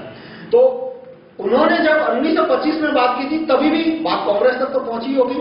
तो आप देखिए कि दुरात्मा गांधी या दुरात्मा जवाहरलाल नेहरू या जितने भी ये दुरात्मा थे कांग्रेस के, उनमें से एक ने भी राइट टू रिकॉल का जिक्र तक नहीं किया, क्योंकि विरोध करोगे तो भी कार्यकर्ता तक इंफॉर्मेशन जाएगी, इसलिए विरोध क्यों करना, बात को ही दबा दो। तो प्रणब मुखर्जी ने राइट टू रिकॉल का विरोध किया, वो कोई नई बात नहीं है। अडवाणी ने विरोध किया राइट टू रिकॉल का। तो अब जिस अडवाणी को जिना सेक्युलर लगता हो, उस अडवाणी के स्टेटमेंट को तो मैं कोई इंपॉर्टेंस नहीं देता। अरे भाई, तू खुद पाकिस्तान छोड़ के उल्टे पांव भाग के आया था इधर, तो तू और तेरे रिश्तेदार और तेरे पड़ोसी सब संबंधित, जिना सेक्युलर था तो रुक जाता वहीं पे, और अभी भी देरी नहीं हुई, वापस जाना हो तो चले जाओ उस सेक्युलर जिना के देश में। तो जो आदमी जिना को सेक्युलर बोलता हो उसको तो मैं मानता नहीं हूं। पर एक बात मैं बता दूं कि 1977 में अडवाणी ने राइट टू रिकॉल की डिमांड को समर्थन दिया था। अडवाणी उस समय जनता पार्टी के मेंबर बने थे और जनता पार्टी के मैनिफेस्टो में लिखा है कि हम भारत में राइट टू रिकॉल रहेंगे। ये 1977 की बात है। वो श्री कृष्ण वैकुंठ गए, माखन का चुराना भूल गए। एक बार वो पावर में आने के बाद वो राइट टू रिकॉल का विरोध करने लगे, पर जब तक वो पावर में नहीं थे तब तक वो राइट टू रिकॉल का समर्थन करते थे। सुब्रमण्यम स्वामी कहते हैं कि राइट टू रिकॉल बकवास है। उनका वीडियो आपको मिल जाएगा यूट्यूब पे। वो right to recall district education officer का विरोध करते हैं, वो तो राइट टू रिकॉल एमएलए का भी विरोध करते हैं, हर एक राइट टू रिकॉल का विरोध करते हैं। 77 में वो भी राइट टू रिकॉल के समर्थक रह चुके हैं। और सुब्रमण्यम स्वामी की भी बात को मैं जवाब देने तो मानता नहीं हूं। सुब्रमण्यम स्वामी ने तो 1990 में ये स्टेटमेंट किया था कि सोनिया गांधी लक्ष्मी के समान है, सोनिया गांधी सरस्वती के समान है, मतलब सोनिया गांधी, जयललिता और मायावती ये लक्ष्मी, सरस्वती और दुर्गा के समान है। ये उनका एग्जैक्ट स्टेटमेंट आपको मिल जाएगा। और उन्होंने आरएसएस को फैसिस्ट कम्युनल बोला था, नेगेटिव सेंस में, गाली के स्वरूप में बोला था 1999 में। उन्होंने वाजपेयी सरकार को गिराया था ताकि सोनिया गांधी पीएम बन सके, 1999 की बात कर रहा हूं। और उन्होंने 2001 या 2004 में विश्व हिंदू परिषद को बैन करने की डिमांड मांगी थी और उन्होंने कहा था कि विश्व हिंदू परिषद नेताओं को नेशनल सिक्योरिटी एक्ट के अंदर अरेस्ट करना चाहिए। छोटा मोटा आईपीसी सेक्शन नहीं कि जिसमें महीने 2 महीने में जमानत हो जाए। नेशनल सिक्योरिटी एक्ट यानी जो आदमी उसमें अरेस्ट होता है उसको 7 जन्म तक बेल नहीं मिलती। वो दूसरे जन्म में भी जब पैदा होता है तो पुलिस उसको पकड़ के अंदर कर देती है कि पिछले जन्म में तेरे पे। तो ऐसे कानून के अंदर उन्होंने विश्व हिंदू परिषद को अरेस्ट करने की डिमांड सुब्रमण्यम स्वामी ने 2004 में की थी। तो ऐसे आदमियों के ओपिनियन को कोई वेटेज नहीं देता मैं, फिर भी मैं उनको बताऊं कि उनका जो दावा है कि राइट टू रिकॉल से इंस्टेबिलिटी आएगी वो 100% बकवास है। राइट टू रिकॉल में पहले तो जब राइट टू रिकॉल आएगा तो डिस्ट्रिक्ट एजुकेशन ऑफिसर का काम सुधर जाएगा, वो बदमाशी कम कर देगा, वो भ्रष्टाचार कम कर देगा, वो शाला चलाना ठीक कर देगा। यानी जो 700 डीओ है उसमें से जैसे ही राइट टू रिकॉल आएगा 24 घंटे के अंदर 300 साढ़े 300 डीओ शरीफ हो जाएंगे। और जब 1-2 की नौकरी आएगी तो बाकी 350 भी सुधर जाएंगे। कोई बड़े पैमाने पे राइट टू रिकॉल आएगा तो बड़े पैमाने पे लोगों को बदलने की जरूरत नहीं पड़ेगी। एक आदमी की नौकरी जाएगी, बाकी 700 के 700 है वो स्ट्रेट लाइन में चलना शुरू कर देंगे। तो राइट टू रिकॉल से कोई इंस्टेबिलिटी नहीं आती, क्योंकि राइट टू रिकॉल आने के बाद आदमी ठीक से काम करना शुरू कर देता है, इसलिए उसको बदलने की जरूरत कम हो जाती है। जैसे अमेरिका में right to recall police commissioner है, तो पिछले 100 साल में कुछ 12-15 हजार पुलिस कमिश्नर, वहां पे 2000 जिले हैं, एक आदमी वहां पे पुलिस कमिश्नर बनता है तो 12-15 साल काम करता है, उसके बाद वो रिटायर हो जाता है या तो स्टेट गवर्नमेंट या फेडरल कैडर में चला जाता है। तो यूं समझो कि एक जिले ने 100 साल में 7-8 पुलिस कमिश्नर देखे होंगे, तो 10,000 पुलिस कमिश्नर में से पिछले 100 साल में कितने रिकॉल हुए? सिर्फ 4, यानी 0.1% से भी कम रेशियो आता है राइट टू रिकॉल में। और उसका स्पष्ट कारण है कि जब लटकती तलवार 24 घंटे पूरे हफ्ते होती है तो आदमी बदमाशी कम कर देता है। तो right to recall district education officer से एजुकेशन ऑफिसर के काम सुधर जाएंगे। तो इससे एजुकेशन कैसे इंप्रूव होगा उसका मैंने दूसरा यहाँ पे सेक्शन डाला है, सातवीं सिस्टम का। तो मैथमेटिक्स और साइंस का एजुकेशन इंप्रूव करने के मैंने मेथड बताई, वो इस तरह से है कि हर महीने या हर हफ्ते या हर 15 दिन, depending on availability of resources, depending on availability of resources, उस जिले के हर एक लड़के का एक मैथमेटिक्स में टेस्ट होगा। कैसे टेस्ट होगा कि वो टर्मिनल पे जाएगा, टर्मिनल उसको क्वेश्चन देगा, उस क्वेश्चन को उसको आंसर एंटर करना है। 50 क्वेश्चन है, वो सारे एमसीक्यू होंगे। और इस तरह से होगा कि चीटिंग ना हो सके। कैसे है कि भाई एक क्वेश्चन का जवाब मुझे 2 मिनट के अंदर देना है, मैं अधिक से अधिक एक क्वेश्चन पीछे जा सकता हूं, ज्यादा पीछे नहीं जा सकता। और मेरे पास में जो बैठा है उसको भी वही 50 क्वेश्चन मिलेंगे, पर उसको कंप्लीटली डिफरेंट ऑर्डर में मिलेंगे, यानी मेरा 25वां क्वेश्चन, उसका 50वां क्वेश्चन। तो इस तरह से मुझे अलग अलग क्वेश्चन मिलेंगे। फिर जो उस जिले के मान लो 10th स्टैंडर्ड में 20,000 लड़के हैं, तो वो जो 20,000 लड़कों का जो एवरेज स्कोर आया उसके हिसाब से हर एक लड़के को इनाम मिलेगा। मतलब कि जो एवरेज से ऊपर है मान लो उसे 10 रुपया, जो टॉप 100 में है उनको 100 रुपया, जो टॉप 200 से 200 में उनको 50 रुपया, यानी हर एक लड़के को उसकी एग्जाम का जो स्कोर है उसके हिसाब से ऑटोमेटिकली उसके खाते में पैसा जमा हो जाएगा। और उतना ही पैसा, जितना पैसा विद्यार्थी को मिला उतना पैसा स्टूडेंट को मिलेगा। यानी मैंने जो सात्य सिस्टम प्रपोज की है, सात्य मैंने शब्द लिया है, सात्य भगवान के नाम से, Satya god of truth, logic and mathematics. Hindu धर्म में जैसे हर एक वस्तु के लिए भगवान है, जैसे बिजली के लिए इंद्र है, सिविल इंजीनियरिंग का भगवान है विश्वकर्मा, और तो इसी तरह से मैंने Satya god of truth, logic and mathematics.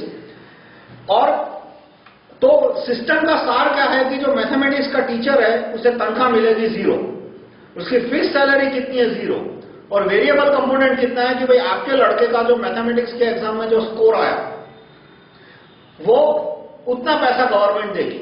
और पेरेंट चाहे तो और भी दे सकता है, पेरेंट चाहे तो एक्स्ट्रा दे सकता है कि पेरेंट है वो टीचर को बोल सकता है कि भाई मेरे लड़के का अभी एवरेज स्कोर आ रहा है, यदि आप उसको टॉप 10% में पहुंचा दोगे तो सरकार जितना देगी, प्लस मैं तुमको 100 रुपया 200 रुपया पर एग्जामिनेशन एक्स्ट्रा दूंगा। यानी कि जो टीचर परफॉर्मेंस दिखाता है वाया स्टूडेंट, उसको पैसा मिलेगा। स्टूडेंट को जो पैसा मिल रहा है वो ऐसा नहीं है कि पैसे के स्वरूप में, वो इस स्वरूप में मिल रहा है ताकि एक कॉम्पिटिटिव एटमॉस्फेयर खड़ा हो। देखो एजुकेशन में सबसे 2-3 चीजें सबसे इंपॉर्टेंट होती है। पैसे के बल पे आप शाला बना सकते हो, पैसे के बल पे एसी डलवा सकते हो, पैसा खर्च करके पंखे, ट्यूबलाइट, बेंच, प्रोजेक्टर, कंप्यूटर सब लगा सकते हो। पर जो लास्ट माइल है कि भाई गारंटी है कि टीचर ने ठीक से पढ़ाया और दूसरा कि स्टूडेंट ने ठीक से पढ़ा, वो 2 चीज कैसे एस्टैब्लिश करोगे? फिर उसको कहोगे कि उसके लिए तुम एजुकेशन इंस्पेक्टर डालोगे, उसके लिए फिर प्रिंसिपल होगा, उसके ऊपर एजुकेशन इंस्पेक्टर आएगा, उसके ऊपर तहसीलदार आएगा, फिर पटवा ये कलेक्टर आएगा, उसके ऊपर ये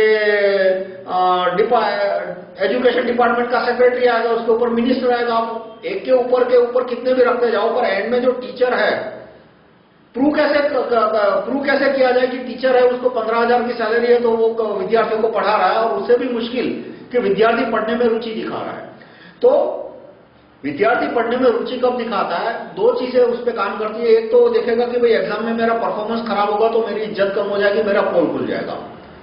दूसरा, टीचर में भी यह रहेगा कि भाई यदि एग्जामिनेशन जो कि हर महीने में एक हो रहा है, उसमें मेरे स्टूडेंट का परफॉर्मेंस खराब होगा तो मेरी पोल खुल जाएगी। स्टूडेंट जो पेरेंट्स है वो लड़के को मेरी कक्षा से निकाल के बगल वाले की कक्षा में डाल देंगे, मेरी इनकम कम हो जाएगी। और जो कॉम्पिटिटिव एटमॉस्फेयर इससे क्रिएट होगा, उससे हर एक लड़कों को पढ़ने में रुचि बढ़ेगी कि भाई मेरा जितना रैंक ऊपर होगा उतनी मेरी कम्युनिटी में, मेरे दोस्तों में मेरी उतनी रेपुटेशन उसकी ऊपर जाएगी। तो ये तीनों जो साप्य सिस्टम है वो तीनों चीजें एस्टैब्लिश करता है कि टीचर को तभी पैसा मिलेगा जब उसके लड़के एग्जाम में अच्छे स्कोर लाए। स्टूडेंट के लिए भी मोटिवेशन है कि जितना ज्यादा हो सके वो एग्जाम में अच्छे लाने की स्कोर करेगा और इससे मैथमेटिक्स लेवल है वो इंप्रूव होगा। साइंस के लिए भी इसी तरह से एग्जाम है कि हर महीने या हर 2 महीने में एक साइंस का एग्जाम होगा और उसमें स्कोर के आधार पर स्टूडेंट और टीचर को पैसा मिलेगा। फिर लॉ एजुकेशन मैंने इसमें डिस्क्राइब किया है कि माँ बाप जब भी तय करें, माँ बाप बोले कि 2nd स्टैंडर्ड से तो 2nd स्टैंडर्ड से, माँ बाप बोले 6th स्टैंडर्ड से तो 6th स्टैंडर्ड से, माँ बाप बोले 1st स्टैंडर्ड से तो 1st स्टैंडर्ड से, माँ बाप जब भी तय करते हैं तब उसके लड़के को लॉ एजुकेशन उसका शुरू हो जाएगा। और लॉ एजुकेशन में इसी तरह से है कि जो बेसिक कानून है, कॉन्स्टिट्यूशन, इंडियन पेनल कोड, वो पढ़ना, हर हफ्ते एक बार कोर्ट में जाना, कोर्ट में जाके पूरा जो केस समरी है वो केस समरी देखना, उसको बोलना, और फिर महीने में एक आध बार पुलिस स्टेशन जाना, महीने में एक आध बार जेल जाना, फॉरेंसिक को स्टडी करना कि भाई कैसे केस सुलझाए जाते हैं। तो इस तरह से आम आदमी को 5th स्टैंडर्ड से ही लॉ एजुकेशन मिले ताकि जब वो आगे जिन में जाए तो वकील और जज उसको जो बेवकूफ बनाते हैं, वकील और जज, वो बेवकूफ बनाने की पॉसिबिलिटी कम हो जाए। तो ये है डिस्ट्रिक्ट लेवल के एजुकेशन इंप्रूव करने का। और दूसरा इस चैप्टर में प्रपोजल है कि कॉलेज लेवल का एजुकेशन कैसे इंप्रूव हो सकता है। और बाद में जो एक और चैप्टर में ऐड करूंगा ये 301.htm में, वो है कि सेव IIT JEE, कि IIT JEE को कैसे बचाया जा सकता है, वो मैंने आपको बिगनिंग में बताया। तो मैं जो कुछ और चीजें इसमें ऐड करूंगा कि जो एजुकेशन को कमजोर किया जा रहा है उसके पीछे मल्टीनेशनल कंपनियां तो है ही, पर जो देश के बुद्धिजीवी है, अमीर लोग और बुद्धिजीवी, वो भी चाहते हैं कि CBSE और स्टेट बोर्ड का एजुकेशन कमजोर पड़ जाए। वो क्यों ऐसा चाहते हैं? क्योंकि जो बुद्धिजीवी है, कॉलेज के प्रोफेसर और वो सब, और अमीर लोग हैं, उनमें से अधिकतर अपने लड़के को ICSE में भेजते हैं, इंडियन स्कूल सर्टिफिकेट एग्जामिनेशन। मतलब वो देखते हैं यदि उनका लड़का प्रेशर नहीं सहन कर सकता, एजुकेशन का बोझ नहीं सहन कर सकता, तो IB में डाल देते हैं, इंटरनेशनल बोर्ड, या तो CBSE में डाल देते हैं। और लगे कि नहीं भाई ये लड़का होनहार है, इंटेलिजेंट है, एजुकेशन का लोड सहन कर सकता है, तो उसको ICSE में डालते हैं। तो ICSE में सिलेबस कमजोर नहीं हुआ। मैंने 12th क्लास के टेक्स्ट बुक कंपेयर किए थे 1986 में, जब मैंने 1986 में 12th का एग्जाम दिया, तो ISE और CBSE लगभग बराबर लग रहा था कि ISE में कुछ टॉपिक्स ज्यादा थे तो कुछ टॉपिक CBSE में ज्यादा थे, मतलब लेवल था, एक एट पार था। और आज मैं देखता हूं तो CBSE का सिलेबस एकदम कमजोर हो गया है और ICSE का सिलेबस है वो पहले से ज्यादा स्ट्रांग हो गया है। और उसके एग्जामिनेशन भी ऐसे पेपर में से नहीं आते, मुश्किल सवाल होते हैं। वो आईसीएसई में लड़कों को फेल भी करते हैं, फर्स्ट स्टैंडर्ड में भी फेल करते हैं, 8th स्टैंडर्ड तो छोड़ो फर्स्ट में भी फेल करते हैं। आईसीएसई में 10th का बोर्ड अभी भी है। तो जो लड़का आईसीएसई में जाएगा वो यदि इंटेलिजेंट है तो उसका मैथ साइंस स्ट्रांग हो जाएगा। जबकि कोई लड़का इंटेलिजेंट है लेकिन यदि वो स्टेट बोर्ड या सीबीएसई में रहेगा तो वो इंटेलिजेंट होने के बावजूद भी उसका मैथ साइंस का लेवल क्यों नीचे रहेगा, क्योंकि उसको मुश्किल सवाल फेस करने का न उसको अपॉर्चुनिटी दिया गया, न उस पर दबाव डाला गया मुश्किल सवाल हल करने का। तो जो अमीर लोग हैं वो चाहते हैं कि भाई दूसरे लड़के वो कमजोर हो जाए, इसलिए वो स्टेट बोर्ड और सीबीएसई को तोड़ना चाहते हैं। आप अधिकतर गवर्नमेंट ऑफिसर देखो तो अब उनके लड़के आईसीएसई में पढ़ते हैं, सिवा कि उनका लड़के का एकेडमिक परफॉर्मेंस कमजोर है। एकेडमिक परफॉर्मेंस कमजोर है तो वो आईबी या सीबीएसई में भेजते हैं। यदि उसका एकेडमिक लेवल स्ट्रांग है तो जितने भी अमीर लोग हैं और जो बुद्धिजीवी है, कॉलेज के प्रोफेसर है, फिर ये सिविल सोसाइटी के मेंबर है, एनजीओ चलाते हैं और जुडिशरी में है या तो गवर्नमेंट में नौकरी करते हैं अच्छी पोजीशन पे, जिनकी इनकम साल के 5-7 लाख से ज्यादा है, वो अपने लड़के को आईसीएसई में भेजते हैं। तो इससे एक तरह का क्लास सिस्टम आ जाएगा कि जो अमीर के लड़के हैं सिर्फ उनका ही मैथ साइंस का लेवल इंप्रूव होगा और जो मिडिल क्लास के लोअर मिडिल क्लास है उनका मैथ साइंस लेवल कमजोर रहेगा। अब right to recall district education officer, right to recall state education minister, right to recall central education minister, इससे ये तीनों पे रिवर्स हो जाएगा कि सारे स्कूल के सिलेबस इंप्रूव हो जाएंगे, सारे बोर्ड के एग्जाम है वो इंप्रूव हो जाएंगे। मेरा जो प्रपोजल है वो ये कि 5th और 8th में भी बोर्ड होना चाहिए। एक तो पहले हर महीने एग्जाम लिया जाता है मैथ्स का, यानी एक तरह का छोटा बोर्ड हो गया वो, और फिर 5th में और 8th में भी बोर्ड होना चाहिए। 10th में तो होना ही चाहिए, पर 5th, 8th और 10th और 12th चारों में बोर्ड होना चाहिए, इससे एजुकेशन इंप्रूव होगा। तो मैं फिर से पूरा समराइज करता हूं। मेरा ये 2 वीडियो 2 टॉपिक में है कि आईआईटी जेईई को कैसे बचाया जाए और बाकी एजुकेशन सिस्टम को कैसे सुधारा जाए, गिरने से बिगाड़ा जाए। आईआईटी जेईई को सुधारने का एक तरीका, बचाने का, आईआईटी जेईई को बचाने का एक तरीका जो मैं प्रपोज करता हूं कि आप मुख्यमंत्री को एक लेटर लिखो। लेटर का ड्राफ्ट मैंने दिया है rahulmehta.com/jei.pdf। ये 3 दिन बाद आ जाएगा, 7 मार्च को मैं अपलोड कर दूंगा। और उसमें प्रपोजल ये है कि जितने भी आईआईटी के पास आउट है, आईआईटी के एक्स फैकल्टी है, आईआईटी के स्टूडेंट है, आईआईटी के एग्जिस्टिंग फैकल्टी है, उनका एजुकेशन मिनिस्ट्री के वेबसाइट पे अकाउंट बनाया जाए और उनका पब्लिक वोटिंग लिया जाए कि वो लोग क्या चाहते हैं कि आईआईटी जेईई कैंसिल हो या नहीं। दूसरा, जितने भी 9th, 10th, 11th, 12th के लड़के हैं उन लड़कों का एक अकाउंट खोला जाए आईआईटी एजुकेशन मिनिस्ट्री के वेबसाइट पे, सारे बोर्ड के, स्टेट बोर्ड हो या सेंट्रल बोर्ड हो, और उनके पेरेंट का एक अकाउंट खोला जाए और स्कूल से लिस्ट मंगाई जाए कि भाई आपके लड़के का नाम, आपका जो 9th, 10th, 11th, 12th में पढ़ता है लड़के का नाम, उसके पेरेंट का नाम और उनका मोबाइल नंबर, और मोबाइल के जरिए एसएमएस करके उनको पासवर्ड भेज दिए जाए और उसके द्वारा वो वेबसाइट पे अपना ओपिनियन रख सके कि आईआईटी जेईई चालू रहनी चाहिए। तो इस तरह का यदि हम गैजेट छपवा सकते हैं तो हो सकता है जेईई बच जाए, और यदि नहीं छपवा सकते तो कम से कम हमें ये प्रूव करना पड़ेगा सबके सामने कि भाई मनमोहन सिंह है वो बेईमान आदमी है, वो पेरेंट का और स्टूडेंट का और आईआईटी पास आउट का फीडबैक भी पब्लिक में नहीं लेना चाहते कि भाई उनकी वो चाहते क्या या उनका ओपिनियन क्या है। दूसरा कि जितने भी नेता आपके ध्यान में आए, हर एक नेता से पूछो कि आप ये पब्लिक फीडबैक की सिस्टम को सपोर्ट करते हो या विरोध करते हो।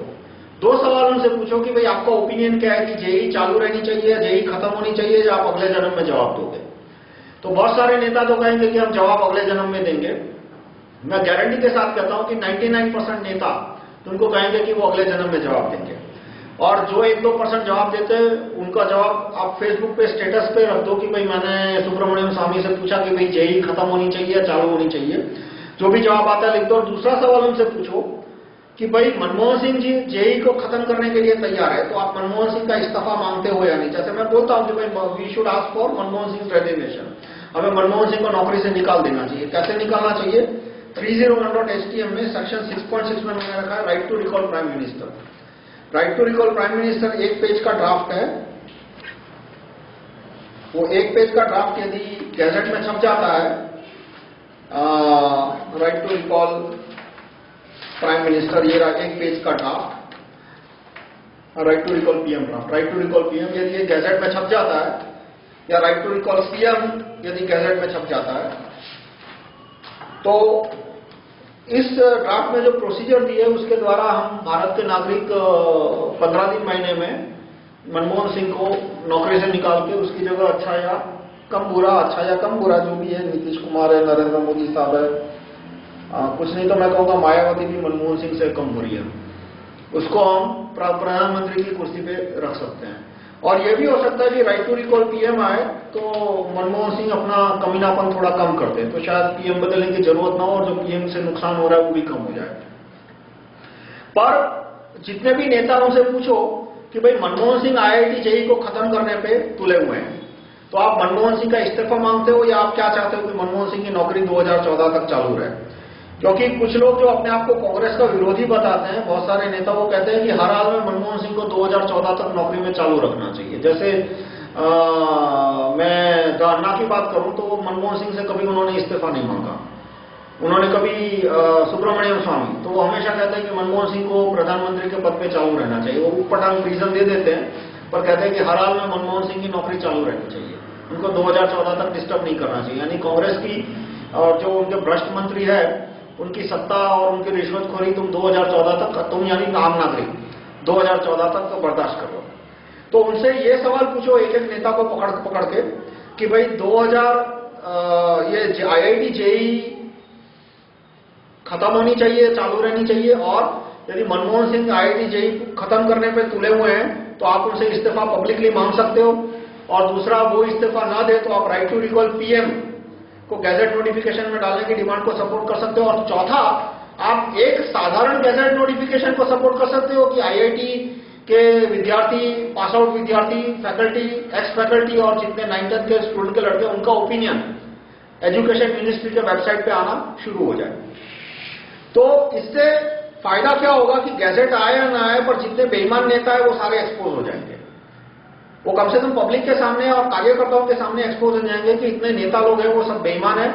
वो ये भी नहीं चाहते कि पब्लिक का ओपिनियन गवर्नमेंट के वेबसाइट पे है। बाकी सब तो छोड़ दो, राइट टू रिकॉल और वो सब की बात तो छोड़ दो, ये 95% नेता और जो नए नेता है उनमें से 95% नहीं 99% से मेरे जो वॉलेंटियर है या तो जो मेरी राइट टू रिकॉल की बात से प्रभावित हुए, मैंने उनको पूछा कि भाई आप अपने लीडर से बात करो, तो बोले कि भाई हमारा लीडर तो नागरिक का ओपिनियन पीएम के वेबसाइट पे आया उसको भी मंजूर नहीं करते, राइट टू रिकॉल को छोड़ो। एक साधारण सी डिमांड ने मेरी आरटीआई 2 सेक्शन 1.3 में दी है कि यदि नागरिक अपनी कंप्लेंट रखता है तो कंप्लेंट पीएम के वेबसाइट पे आ जानी चाहिए। वो जो भी 10-20 रुपया 50 रुपया फी लेंगे वो ले लो। तो वो बोले वो एक क्लॉज को भी सपोर्ट करने को तैयार नहीं है कि नागरिक की कंप्लेंट पीएम के वेबसाइट पे आ जानी चाहिए कि पूरी दुनिया देख सके।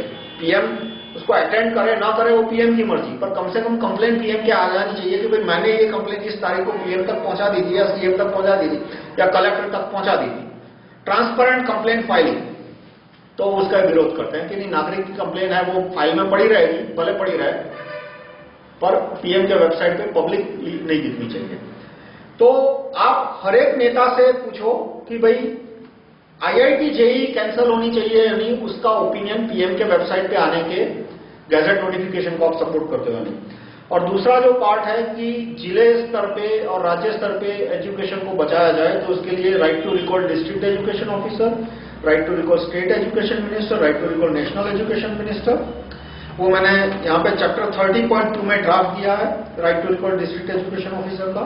तो आप अपने जितने भी सहयोगी है, आपके सहपाठी है, संपर्क में जितने कार्यकर्ता है, सारी पार्टियों के, कांग्रेस के, बीजेपी के, उनको आप कहिए कि भाई आप राइट टू रिकॉल डीओ को सपोर्ट कर सकते हो, और यदि राइट टू रिकॉल डीओ को सपोर्ट कर सकते हो तो आपको ये ड्राफ्ट अच्छा लगे तो ले लो, वरना ड्राफ्ट अच्छा नहीं लगे तो आप 15 दिन में, 1 महीने में, 3 महीने में इससे अच्छा ड्राफ्ट दे सकते हो। क्योंकि यदि वो 3 महीने में ड्राफ्ट नहीं देता तो अगले जन्म में भी नहीं देगा। बहुत सारे राइट टू रिकॉल के समर्थक है, वो राइट टू रिकॉल का समर्थन करते हैं पर वो ड्राफ्ट देने से मना करते हैं कि राइट टू रिकॉल के ड्राफ्ट नहीं देंगे। जैसे शांति भूषण है, तो 1970 से वो राइट टू रिकॉल का समर्थन करते हैं, 40 साल से, और वो लॉ मिनिस्टर भी रह चुके हैं 1977 में, लेकिन राइट टू रिकॉल का ड्राफ्ट अभी तक नहीं दिया। नीतीश कुमार है, वो भी राइट टू रिकॉल का समर्थन करते हैं 30-35 साल से, लेकिन उन्होंने भी कोई राइट टू रिकॉल एमएलए और राइट टू रिकॉल एमपी का ड्राफ्ट नहीं दिया। अन्ना भी कभी ड्राफ्ट नहीं दे रहे, वो 1 साल से राइट टू रिकॉल की बात करते हैं, लेकिन आज तक उन्होंने कभी ड्राफ्ट नहीं दिया। तो यदि कोई राइट टू रिकॉल का समर्थक मिल जाए तो आप उसकी गर्दन पकड़ के उससे ड्राफ्ट मांगिए कि भाई ड्राफ्ट तू मेरे को कब देगा, हफ्ते में देगा, 3 महीने में देगा, 6 महीने में देगा या अगले जन्म में देगा। और इस तरह से आप राइट टू रिकॉल की मुहिम तेज कर सकते हो। अब कुछ लोगों ने मुझे सवाल पूछे कि पीआईएल फाइल क्यों नहीं करते। तो एक तो भाई पीआईएल में खर्चा होता है, मेरा जो पूरा कैंपेन है वो सेल्फ फंडेड है, पूरा राइट टू रिकॉल ग्रुप है वो 100% at every level self funded है। हर एक व्यक्ति अपने पैसे से काम करता है, कोई डोनेशन नहीं लेता। हम डोनेशन के 100% खिलाफ है कि चोरी करो डकैती करो लेकिन पॉलिटिक्स में डोनेशन नहीं होना चाहिए। अब तो पूरा जो मैं अखबार में एडवर्टाइज दी है, मैंने अब तक 15-20 एडवर्टाइज दी है, या तो पैम्पलेट छपवाता हूँ, इलेक्शन लड़ता हूँ, पूरा मैं सॉफ्टवेयर प्रोग्रामिंग का काम करता हूँ, दिन में 4-5 घंटे कोडिंग करता हूँ, और उसमें से जो पैसा आता है उसका टैक्स भरने के बाद मैं 40-50% में ये सारे एक्टिविटी में खर्च करता हूँ। तो पीएल का एक तो खर्चे का इश्यू आता है कि पीएल जितना पैसा नहीं है मेरे पास, दूसरा कि दिल्ली के चक्कर काटने में मेरे लिए मुश्किल है। और तो वो भी चलो सॉल्व कर दूं, पर तीसरा जो सबसे बड़ा मुद्दा है कि ये जो जज साहब है, मैं उन्हें ये कपिल सिब्बल और मिनिस्टरों से ज्यादा कमीने मानता हूं, और वो है ये सुप्रीम कोर्ट के जज जो मैंने स्टडी की है, तो एक से बढ़कर एक, मतलब इतनी कमीनाबंदी मैंने देखी उनमें कि कपिल सिब्बल भी उनके सामने शर्मा जाए। मैं आपको एक एग्जांपल दूं तो सुप्रीम कोर्ट के चीफ जज थे खरे, थोड़ी पुरानी बात है, 2006 की बात है। तो एक स्विट्जरलैंड का कुबेरपति था, कुछ होगी 100-200 करोड़ की पार्टी, तो उसका विकृति थी कि वो 7-8 साल की लड़कियों पे बलात्कार करना उसकी विकृति थी। देखो, इसकी अश्लील बात करना मुझे भी अच्छा नहीं लगता, पर अब जब है अश्लीलता पॉलिटिक्स में, और यदि मैं वो अश्लीलता चाहता हूं कि आप उससे कम करने की कोशिश करें, मैं कम करने की कोशिश करूं, तो मुझे बतानी तो पड़ेगी। तो वो जो 100-200 करोड़ की पार्टी थी, उसकी ये विकृति थी कि 7-8 साल की लड़कियों में बलात्कार करना, और दूसरी विकृति थी कि वो उसी को अपने ही लैपटॉप पे उसकी वीडियो उतार के रखता था। तो किसी ने इंस्पेक्टर को बोला, तो इंस्पेक्टर ने कमरे पे रेड लगाई, तो वहां पे रंगे हाथ 3 लड़कियों के साथ पकड़ा 7-8 साल की उम्र की, और उसकी वीडियो में कुछ 200 वीडियो निकली अलग अलग देशों की, भारत, पाकिस्तान, वियतनाम, फिलीपींस, अलग अलग देशों की। तो इंस्पेक्टर ने बोला भाई इस केस में तो मुझे तोड़पानी नहीं करना, कि ये लिमिट क्रॉस हो चुकी है, इस पे मुझे तोड़पानी नहीं करना। उसे सारे सबूत इकट्ठे किए, और जो लैपटॉप का जो वीडियो मिले उसने स्विट्जरलैंड, अमेरिका, ब्रिटेन, सारा फॉरेंसिक लेबोरेटरी को भेज दिया। तो वो आदमी स्विट्जरलैंड का था, और स्विट्जरलैंड की फॉरेंसिक लेबोरेटरी का रिपोर्ट आ गया कि ये डीवीडी जेन्युइन है, और ये यही लड़कियां हैं, ये यही आदमी है, और ये सब जेन्युइन है। तो इतना पक्का सबूत आ गया कि जो लोअर कोर्ट का जज था उसके पास कोई ऑप्शन नहीं बचा, उसने 7 साल की सजा की, जो कि कम है। ऐसे केस में मिनिमम 15 साल की सजा हो सकती है, पर फिर भी उस जज ने सिर्फ 7 साल की सजा की। तो सुप्रीम कोर्ट का चीफ जज है, उसने बेल दे दिया उस आदमी को। तो स्विट्जरलैंड की 100-200 करोड़ की पार्टी, और तुम बेल देते हो तो जाहिर है देश छोड़ के भाग जाएगा। तो भाग गया वो देश छोड़ के। मतलब सुप्रीम कोर्ट के जज वो इतने गिरे हुए हैं कि बाकी सब तो छोड़ो, 7-8 साल की लड़कियों पे बलात्कार करने वालों को भी वो खुलेआम बेल दे देते हैं, और देश से भागने में उनकी मदद करते हैं। मतलब जब ये खरे ने बेल दी, चीफ जस्टिस खरे ने बेल दी, तब उसको पता था कि ये आदमी देश छोड़ के भाग जाएगा, तो भी उसने बेल दे दी। तो अब ऐसे लोगों के पास मैं क्या पीआईएल करूँ? तो ये बात हुई कोई चोर उचक्का बदमाश है और उसके सामने तुम दाऊद के पास कंप्लेन करने जाओ। मतलब कपिल सिब्बल ने तो जो कमीनापंथी दिखा दी थी वो दिखा दी, अब उसकी कंप्लेन करने के लिए मैं उससे भी ज्यादा कमीने लोगों के पास जाना ठीक नहीं समझता। तो जिसको जुडिशरी में विश्वास है वो पीआईएल करे, और शायद पीआईएल चल सकती है, मैं ऐसा नहीं बोलता, शायद स्टे ऑर्डर आ भी जाए, क्योंकि जुडिशरी को अपनी रेपुटेशन सुधारनी है। जुडिशरी के सामने इतने गंभीर आरोप आए हैं कि शांति भूषण ने तो सबूत के साथ एक एफिडेविट दिए कि पिछले 14 चीफ जज जो आए उनमें से 7 भ्रष्ट थे, और उनके रिश्वतखोरी के सारे सबूत उन्होंने राइटिंग में एफिडेविट पे चीफ जस्टिस कापड़िया को दिए हैं। तो चीफ जस्टिस कापड़िया बोलते हैं कि भाई तुम कंप्लेंट विड्रॉ कर रहा हो वरना हम तुम्हें कंटेम्प्ट के इल्जाम में जेल भेज देंगे। तो शांति भूषण बोलते हैं कि जो होना होगा, मैं कंप्लेंट विड्रॉ नहीं करूँ। ये आखिरी स्टेटस में बता रहा हूँ। फिर बाद में क्या हुआ, मुझे 1 महीने पुराना स्टेटस है कि अभी तक शांति भूषण साहब ने ये एफिडेविट विड्रॉ नहीं किया। उसके बाद गाजियाबाद में एक प्रोविडेंट फंड का स्कैम हुआ था जिसमें एम्प्लॉय के 30 करोड़ रुपया जज और एम्प्लॉय मिलकर खा गया, जो प्रोविडेंट फंड का जो मैनेजर था। फिर वो 30 करोड़ तो सरकार को भुगतान करना पड़ेगा, तो प्रोविडेंट फंड में सरकार अंडरटेकिंग लेती है। तो वो जो अकाउंटेंट था गाजियाबाद सेशंस कोर्ट का, उस अकाउंटेंट ने बोला कि भाई मैंने इस जज को इतना पैसा दिया, इस जज को इतना पैसा दिया। उसमें से 3 अभी सुप्रीम कोर्ट में जज है, 2 कुछ इलाहाबाद हाई कोर्ट में जज है और सब हाई पोजीशन पे है, और कुल मिला के उसने 40 जजों को पैसा दिया था, ऐसा उसने पुलिस स्टेटमेंट में बोला। और उसने बोला कि भाई मैजिस्ट्रेट को बुलाओ कि मुझे मैजिस्ट्रेट के सामने स्टेटमेंट देना है। ऐसा होता कि मैजिस्ट्रेट के सामने दिया हुआ स्टेटमेंट उसकी वेटेज थोड़ी ज्यादा होती है कानून की निगाह में। तो 3 महीने तक कोई मैजिस्ट्रेट नहीं मिला। 3 महीने तक जेल वालों को गाड़ी नहीं मिली कि वो उसको गाड़ी में बिठा के मैजिस्ट्रेट के पास ले जा सके, और 3 महीने तक कोई मैजिस्ट्रेट नहीं मिला जो कि उसका जेल में आके स्टेटमेंट लग सके। और अरेस्ट होने के 3 महीने बाद उसने जेल में जहर खा के सुसाइड कर लिया। तो मेरा तो मानना है उसकी हत्या हुई है, और हत्या से फायदा किसको हुआ? वही फायदा तो वो जो सुप्रीम कोर्ट के जज और हाई कोर्ट के जज को हुआ, क्योंकि यदि वो मैजिस्ट्रेट के सामने बयान दे देता तो उन सबके सामने पुलिस केस हो जाता गबन का, पैसे गबन करने का। तो मैं ये दावे के साथ नहीं कह सकता कि सुप्रीम कोर्ट के जज लोगों ने उसका मर्डर करवाया। वो तो उस जेलर का नार्को टेस्ट होगा तभी पता चलेगा। जिस जेलर में उसने सुसाइड किया या हत्या हुई, उस जेलर का नार्को टेस्ट लो तो पता लगेगा कि पूरा षड्यंत्र क्या था। पर इतना जरूर है कि वो जो आदमी मर गया प्रोविडेंट फंड का मैनेजर, उससे 2 सुप्रीम कोर्ट के जज को और 3 हाई कोर्ट के जज को बहुत फायदा हो गया। अब सुप्रीम कोर्ट के जज की रेपुटेशन इतनी खराब हो चुकी है पब्लिक में और इंटेलेक्चुअल में कि वो हो सकता है कि अपनी रेपुटेशन बचाने के लिए स्टे ऑर्डर दे दे IIT JEE में। तो ये जुआ खेलने लायक है कि सुप्रीम कोर्ट में PIL कर देना चाहिए IIT JEE के मामले पे, और एक माहौल यदि IIT के लोग खड़ा कर सके कि ये पूरी जो IIT JEE कैंसिल की जा रही है वो भारत को कमजोर करने के लिए की जा रही है, तो शायद सुप्रीम कोर्ट इस पे स्टे ऑर्डर दे दे। लेकिन पिछले 20 साल का जो ये पब्लिक इंटरेस्ट लिटिगेशन का आप हिस्ट्री देखो, तो जो छोटे मोटे मुद्दे हैं, कहीं झोपड़पट्टी में आपको पानी के कनेक्शन देने हैं, या तो झोपड़पट्टी में बिजली देनी है, या 2-5 मतलब 100-200 लोगों का घर छीन लिया सरकार ने और उनको ऑल्टरनेट रेसिडेंस देना है। तो छोटे मोटे मुद्दों में तो सुप्रीम कोर्ट में PIL फाइल करो, हाई कोर्ट में PIL फाइल करो, काम हो जाता है। पर जो बड़े मुद्दे हैं, बड़े मुद्दे मतलब देश के सामने जो सबसे बड़े खतरे हैं, मल्टीनेशनल कंपनियों का बढ़ता हुआ प्रभाव पॉलिटिक्स में, मिलिट्री में, मिशनरियों का बढ़ता हुआ प्रभाव, बांग्लादेशी घुस रहे हैं, सेना कमजोर हो रही है, एजुकेशन बिगड़ रहा है, ये जो बड़े मुद्दे हैं उस पे जितने भी PIL फाइल हुए हैं वो सब बेकार गए हैं। एक भी PIL में किसी को कोई फायदा नहीं हुआ, वेस्ट ऑफ टाइम ही हुआ है। तो फिर भी मैं कहूंगा जिसको PIL में श्रद्धा है वो सुप्रीम कोर्ट के जज सुप्रीम कोर्ट में PIL फाइल करे। मैं अपनी पोजीशन क्लियर कर दूंगा कि मैं मास मूवमेंट में बिलीव करता हूं। मैं सिर्फ मास मूवमेंट और सिर्फ मास मूवमेंट में बिलीव करता हूं।